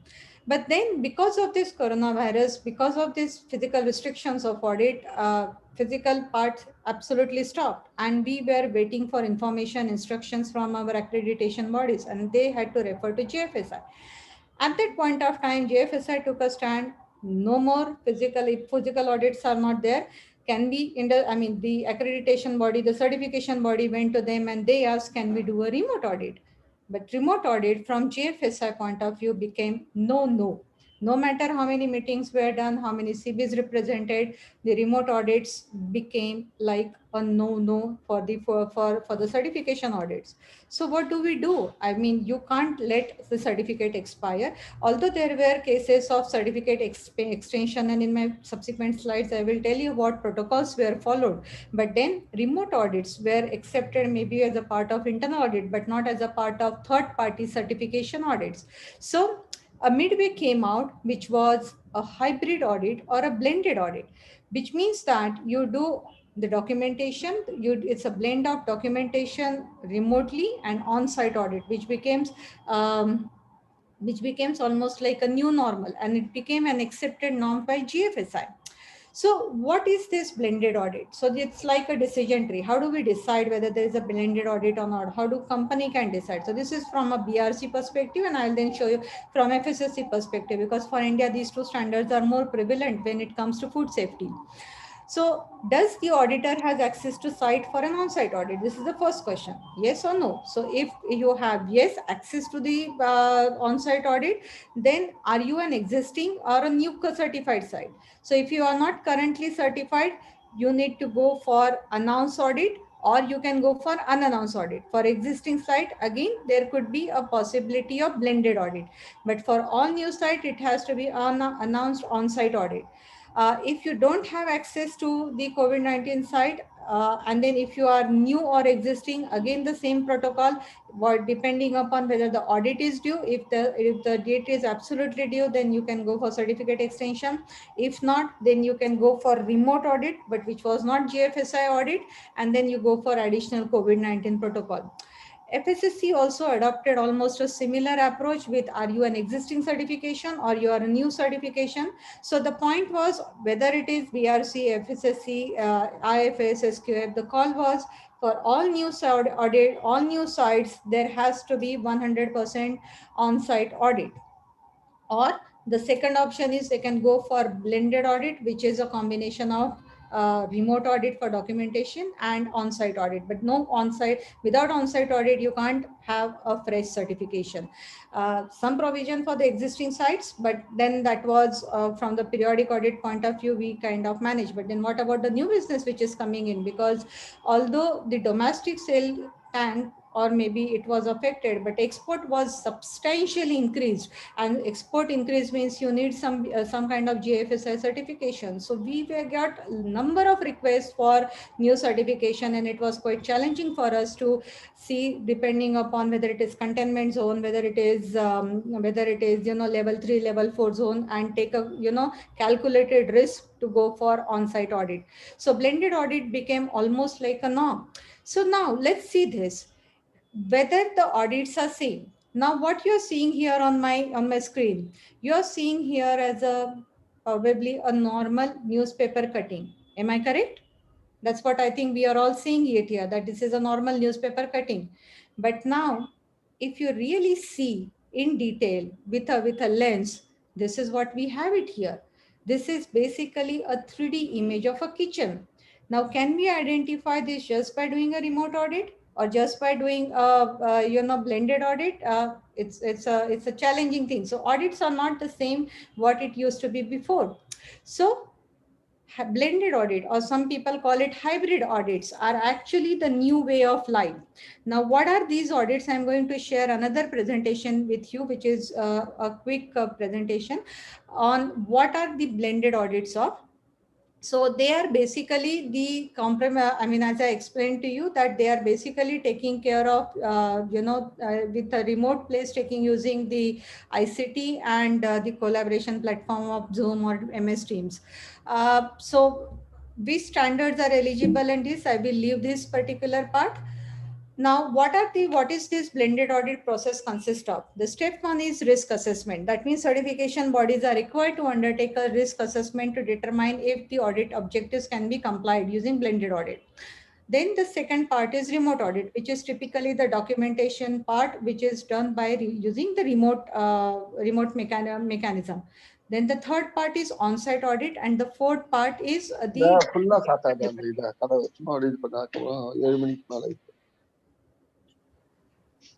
Okay, thank you. So what does risk assessment consist of? It consists of historical performance. It consists of also access to ICT, whether the site has got ICT, whether the certification body can use the ICT tools over there. Then how many are electronic documentation and record? What is an availability of this? Now, when you have typically a manual procedures in place, or when you have manual records, what is really the accessibility and availability of these records and documentation? And then capability to use ICT, whether the capacity is at the site or whether it is at the auditors to do this use of the electronic tools. Then remote audit planning. So a very, very strong audit plan. I think I would say that this audit plan became more stringent and stronger and accurate than it used to be on on-site audit, because here you are really dependent on a tool called IT or an internet, wherein you just can't go wrong. So audit plan became one of the most important parameter. So then what about audit duration? So audit duration was exactly the same, or it is exactly the same that of full on-site audit. But then there is a rule for remote audit duration that you can't exceed 50%. So if your mandates are 3, you can't exceed 1.5 mandates for remote audit. Remaining 1.5 mandates has to be of on-site audit. Then the actual audit duration, it depended upon the certification body. Typically, we followed 30-70 kind of relation, or maybe 40-60 ratio. And in the event that the technology fails, there is some internet failure or some kind of, some issues, then there was a possibility to do a rescheduling within 28 days of the window. So this is what was given as a rule. Now, when it came to remote audit, typical process of following opening meeting, document review, interview and discussion, and closing meeting. When it came to on-site audit, a similar one like opening meeting, facility inspections, on-site audit requirements, document review, and then closing meeting, no change in that. But you remember here, now in this case for on-site audit, the duration is absolutely reduced down by almost like 50%. And then after the audit, it was correction, RC, the root cause analysis, corrective action, submission, decision, and certification. So typically it used to be like within 28 days of window, you do your remote, after 28 days, within 28, you do your on-site audit. And then within 42 days, you submit your corrective actions and other things. So there were a lot of benefits. Everybody thought that this is really good. There's good flexibility, there's reduction in carbon footprint, and, good, you get, you save a lot of audit time in terms of travel times for the auditors and so on. So this is something which was kind of the benefits of that. And then we used to take agreement with client that there is no problem for on-site audit activity. Then you have video sharing, data encryption, screenshot, and all these IT related tools that was part of the whole process. But then what really, did it really solve the problem? So I have been interacting with multiple people, multiple auditors from not just my company, but also, those who are doing global internal audits or from other CBs. And I asked them, what are the challenges that you are facing? Are you happy with, blending or blended audits, or even for that matter, remote audit? And all of them gave one reply that, Chinmay ma'am, this time management is one of the most critical issue. Now you have, so what you used to audit in 1 hour, now you are taking 3 hours because of various IT problem, various internet problem, and so on. So auditors, number one is that auditor is basically tuned to doing on-site audit, because that is what he has been working, has been practicing so far. So this is basically doing an audit over remote, or let's say doing this blended audit is a new skill that needs to be acquired by the auditor. It is not everybody's cup of tea.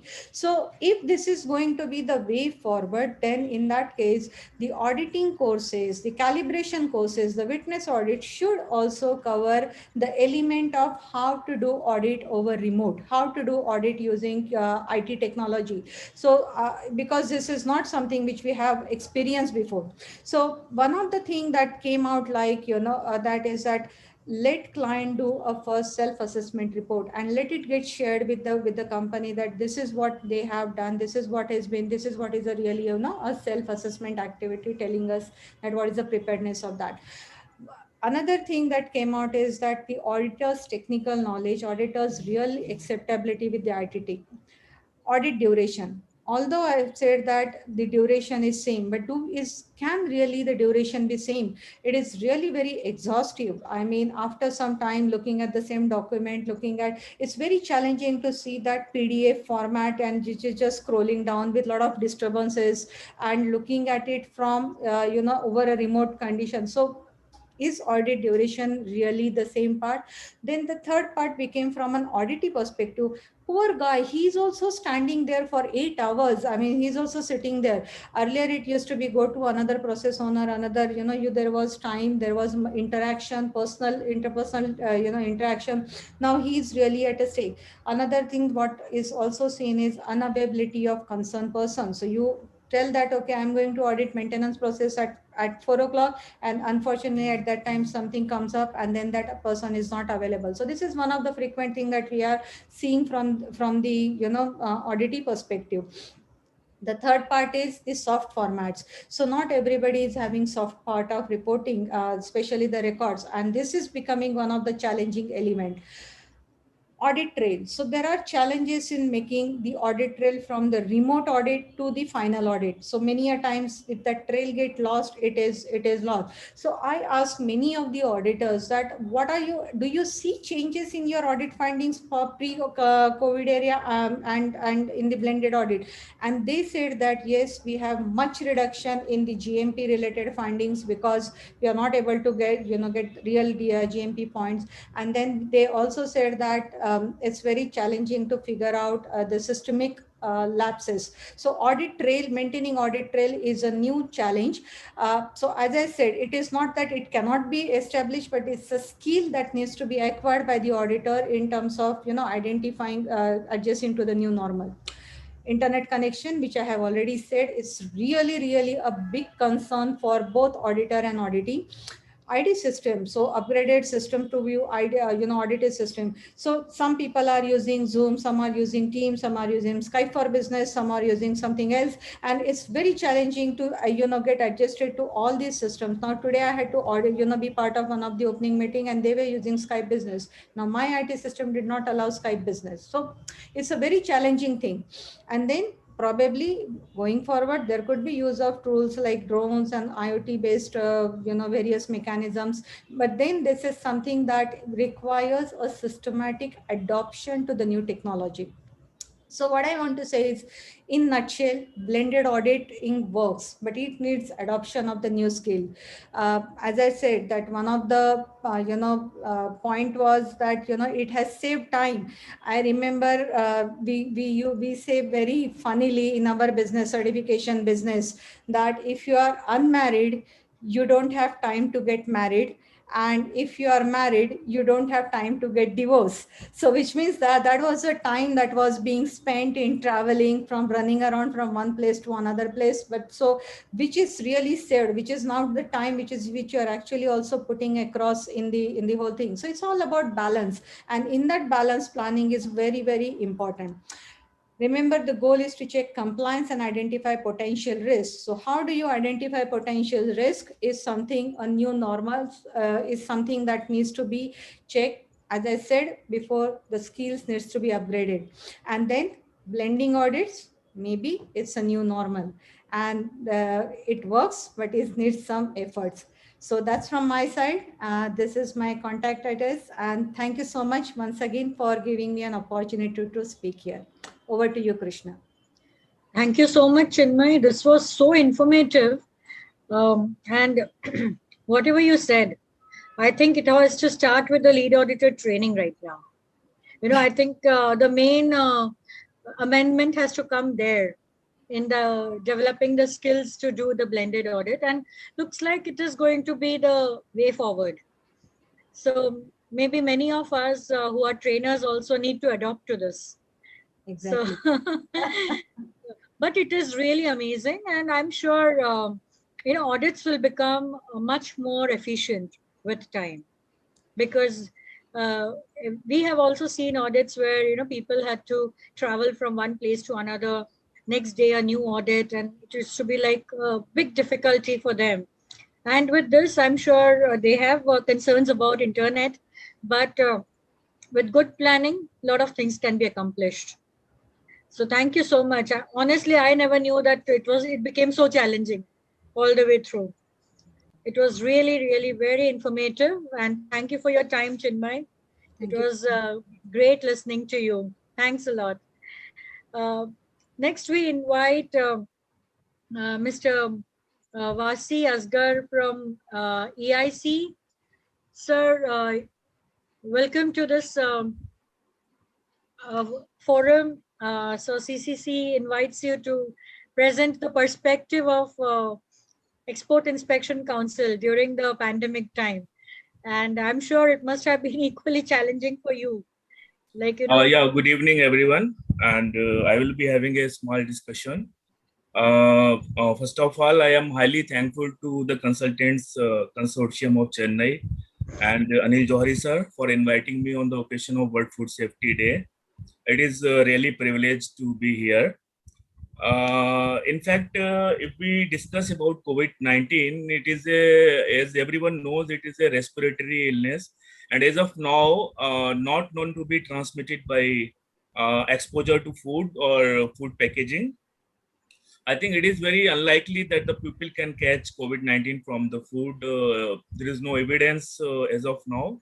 So when we discuss about the food safety or the regulatory requirements, definitely there is absolutely no compromise on the food safety, because food safety has to be ensured day in and day out, irrespective of the situation, be it pandemic or any other emergency situation. So food safety norms are to be, complied consistently. And the good thing, because I have seen all the presentation and discussion, the good thing is, of course, like in the food industry, is the implementation of HACCP norms, either be it BRC or ISO 22000 or FSSC or SQF or AIB, whatever, is a requirement actually. And therefore, like standards of food hygiene practice have always been high, and the majority of industry takes it very seriously. So I think that whatever actually is being already implemented, like from hygiene point of view, and definitely COVID-19 has certainly forced these FBOs or the establishments to do a risk assessment with some improved ways, because now people are aware of the importance of the hygiene. People are aware of the importance of food safety. I can say, as far as COVID appropriate behavior is concerned, or the guidelines are concerned, apart from social distancing, all other requirements, almost all the requirements are already part of food safety norms. For example, washing hands, like it is already part of precondition for the plant workers, for the staff, for everyone, whenever they are entering into the processing area, as a part of GMP. Putting mask is a requirement of COVID-19, that appropriate behavior is actually just to avoid droplets of cough or sneeze are not affecting others. So putting mask is already a requirement. So just maintaining social distance inside processing area is an additional requirement, which I think it is a challenge for for the industry, but it has to be maintained to ensure that food safety is being maintained. And at the same time, FBOs are taking responsibility to ensure that there is no spread of COVID-19. So we can say that as far as food industry is concerned, or like the consumers are, they are aware of the now, like the plant workers or the staff or the consumers, everyone is well aware that a virus may affect the health and ultimately it may cause death. So people now, I think this is the right time where we know that with some behavioral requirement, like behavioral change in the mindset, as we are doing for the COVID, to stop the spread of COVID, same thing we have to now ensure to do more training. This is the right time to do more and more training on the food safety. And we can say that with the small change in the behavior, food safety norms may be implemented. So now, as far as regulatory requirements are concerned, there are WHO guidelines, US FDA, EFSA, all of them are actually putting the requirements like COVID-19 appropriate behavior and other guidelines on their website. But what we experience as a EIC, in fact, there has been no, because there is no compromise on the food safety. I read somewhere that if it is not safe, it is not food. So there is no change in the regulatory requirements as such.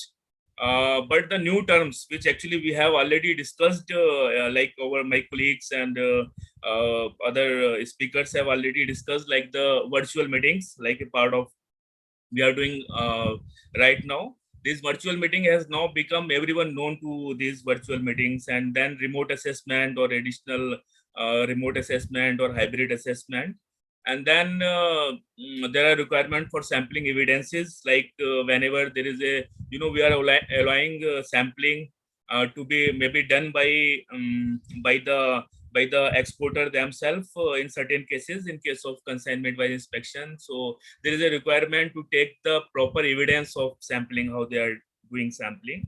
And of course, there is a risk-based approach, which actually which we have to apply, and we have also done the same thing, that we have to see that there are establishments which are already approved for their food safety based management system by EIC. So those plants which historically don't have any record of non-compliances or any foreign complaints, or where the system food safety norms are effectively implemented, compared to those plants where there is a risk or there are complaints, there are non-compliances. So accordingly, official controls, like based on risk-based approach, official controls have been implemented. Like in some plants, renewal was actually extended. In some plants, it was actually, it was done virtually. So depending on the situation. So it is, but we can say that because food safety systems, like food industry is already well aware of the food safety norms. So it is important that a food business operator identify and analyze the new food safety and authenticity related risk created by COVID-19 crisis and take action to mitigate them. So as WHO has already suggested that for the competent authorities or for the regulatory bodies, it is important that they have to consistently monitor developments regarding COVID-19 pandemic, and they have to respond and to do some necessary adjustment in their work program. Like there may be issues like people are working from home. There are issues that people are sick. So accordingly, they have to, or there is a lockdown. So accordingly, regulatory bodies have to respond. And the ultimate aim, it is very clear. Ultimate aim is that there is no compromise on the food safety, and it is now more the responsibility of food business operators that they have to ensure both aspects, that food safety is not compromised. They are giving training consistently, and they are also ensuring that there is no, that in the plant COVID appropriate behavior or the norms are being adopted consistently. So what EIC did, EIC made guidelines for the officers to carry out official controls. We also prepared guidelines for the approved establishments, because EIC does on two aspects. One is consignment wise inspection, and other is food safety based certification management system. So like those plants which are already approved, they are working well. Their system, food safety system, is working well.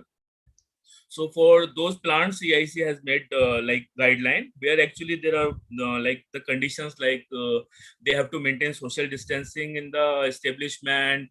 They have to incorporate that how the system of health certificate, because that health certificate of worker or health condition of worker is already part of food safety management system. But they have to include now this, that condition of COVID-19. They have to inform whether anyone in their family is affected or they are affected. So these norms should be there.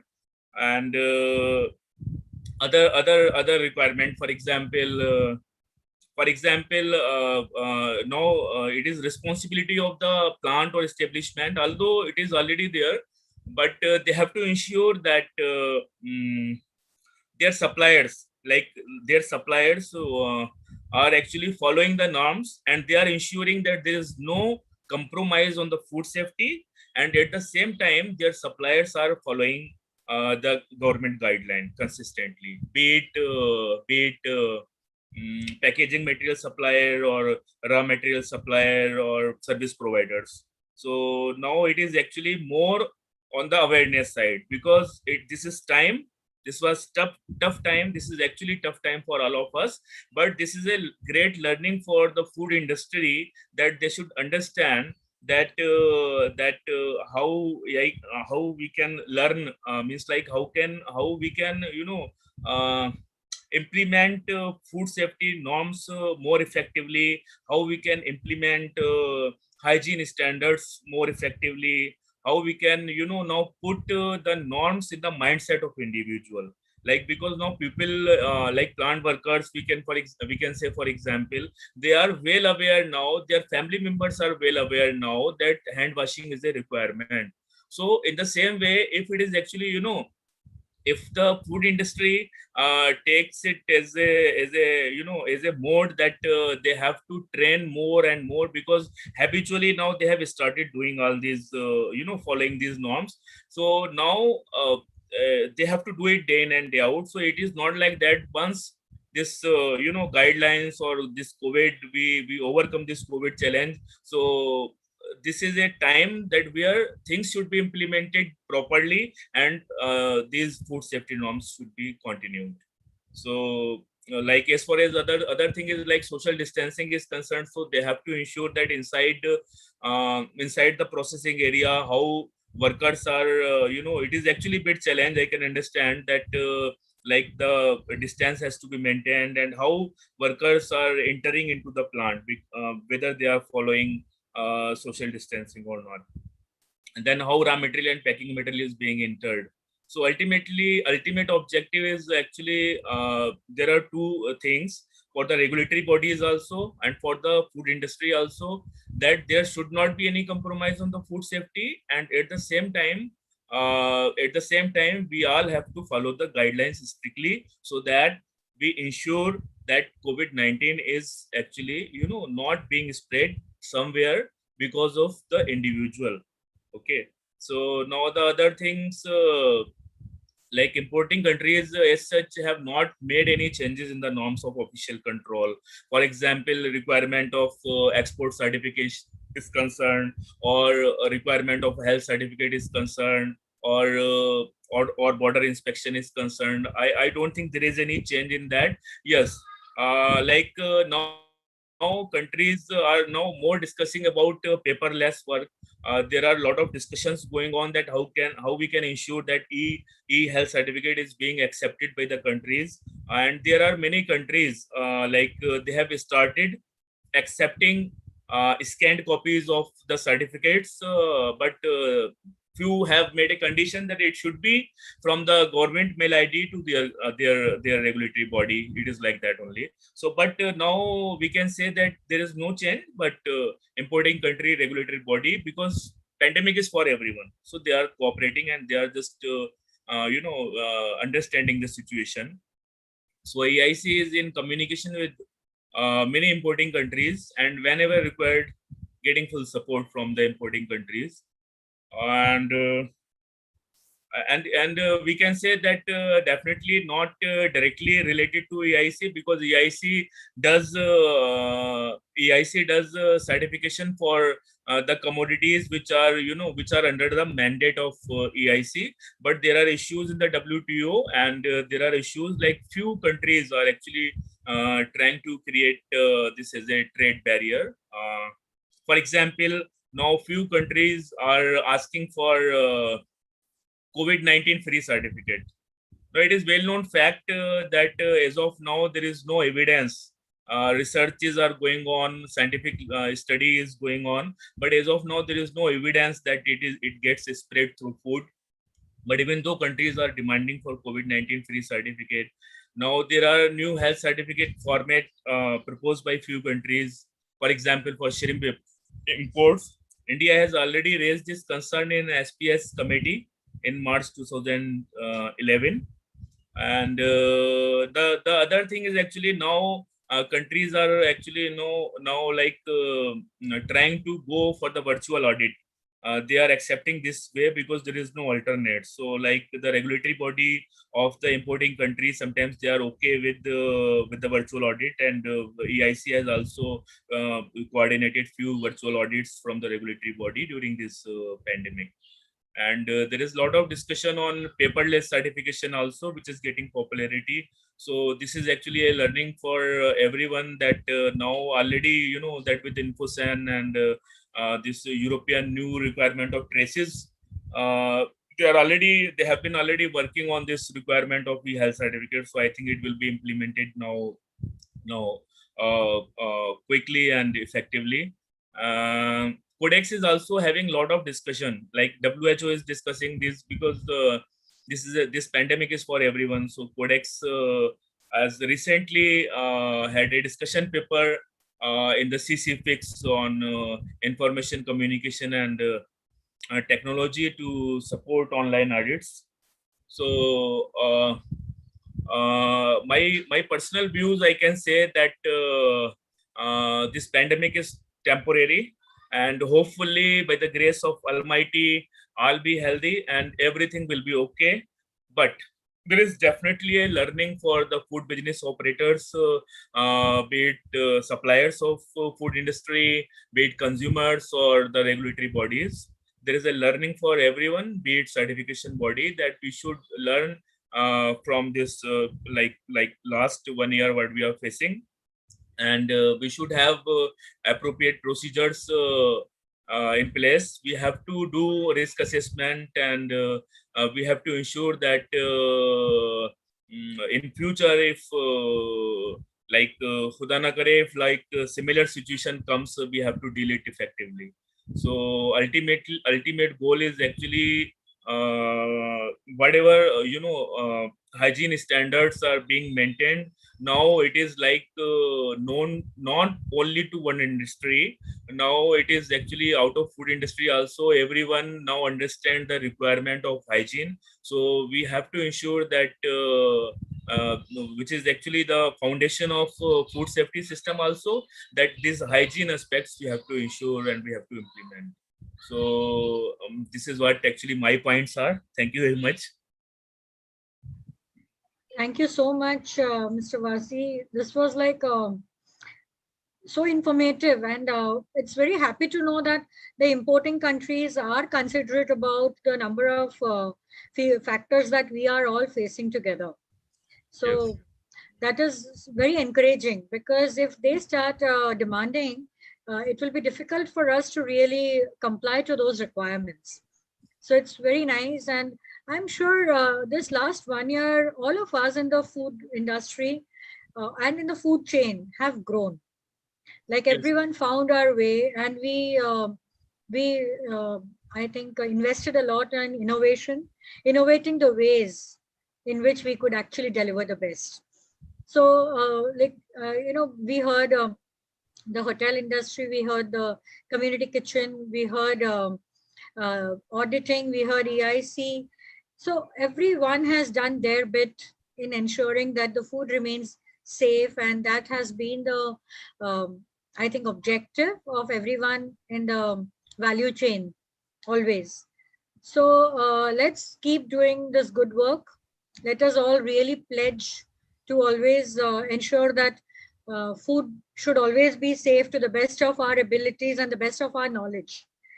Only in that way we can actually prevent unsafe food from getting into the value chain and causing illness and harm to the consumer. So thank you so much to all the speakers. Johari sir, are you there? Yeah, I'm here, very much here. I think can you please put on Krishna, we should take some questions, I guess. People may be wanting to ask questions. Right.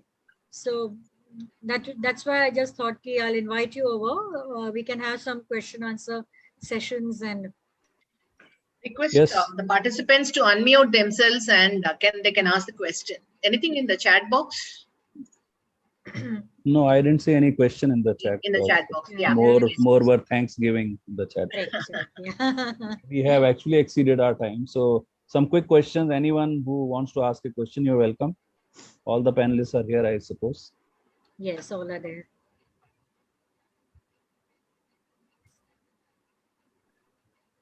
So there don't seem to be any questions. Then in that case, maybe we can conclude the session, either Rama or Krishna, as you wish. Krishna can close the session. Yeah. So on behalf of CCC, I thank each one of you for giving us your time and definitely rendering this generous listening. We tried our best to get different people from the industry to support this event and presenting their views and disseminating the knowledge among every one of us. Thank you so much, and thanks to all the speakers, because we just got in touch with you just 48 hours ago, and each of you took that time out and came over and contributed to the session. So thank you so much, Priya. Thank you, Suresh. Thank you, Chinmay. Thank you, Mr. Vasi. And above all, thanks a lot to Johari sir for driving us into this. So he was the one who said, yes, let the theme be this. Let us get these people together. We will ensure that we have a good event. So thank you, everyone. And thank you, Rama ma'am, for, always being there for anything that we want to do. So thanks, Krishna. Just one announcement. We are starting our VAT celebrations from tomorrow, World Accreditation Day. So I've just posted the link to the VAT celebrations in the chat box. Request all the participants to come and register. This is open for all sectors. These are sector agnostic sessions starting from tomorrow, daily 2 sessions for the next 4 days. So this is in alignment with the VAT theme this year. That is the role of accreditation bodies in helping businesses to implement sustainable development goals. So businesses have to go the sustainable way, and maybe the certification bodies and accreditation bodies will keep presenting to the industry about various standards, various schemes, various certification programs that are available. The link I have posted in the chat, and we will send a mail to all the registered participants again. Just register, and it's open for all, free, and maybe it's one of those learning and development series from CCC. That's all. Thank you so much for joining us. Thanks to sir all the time for guiding us, and thanks Krishna for anchoring this today. Thank you so much. All the speakers, we thoroughly enjoyed. Thank you very much. Yeah, thanks a lot. Thank you very much. Bye bye. Thank you. Bye. Have a great evening ahead. Thank you.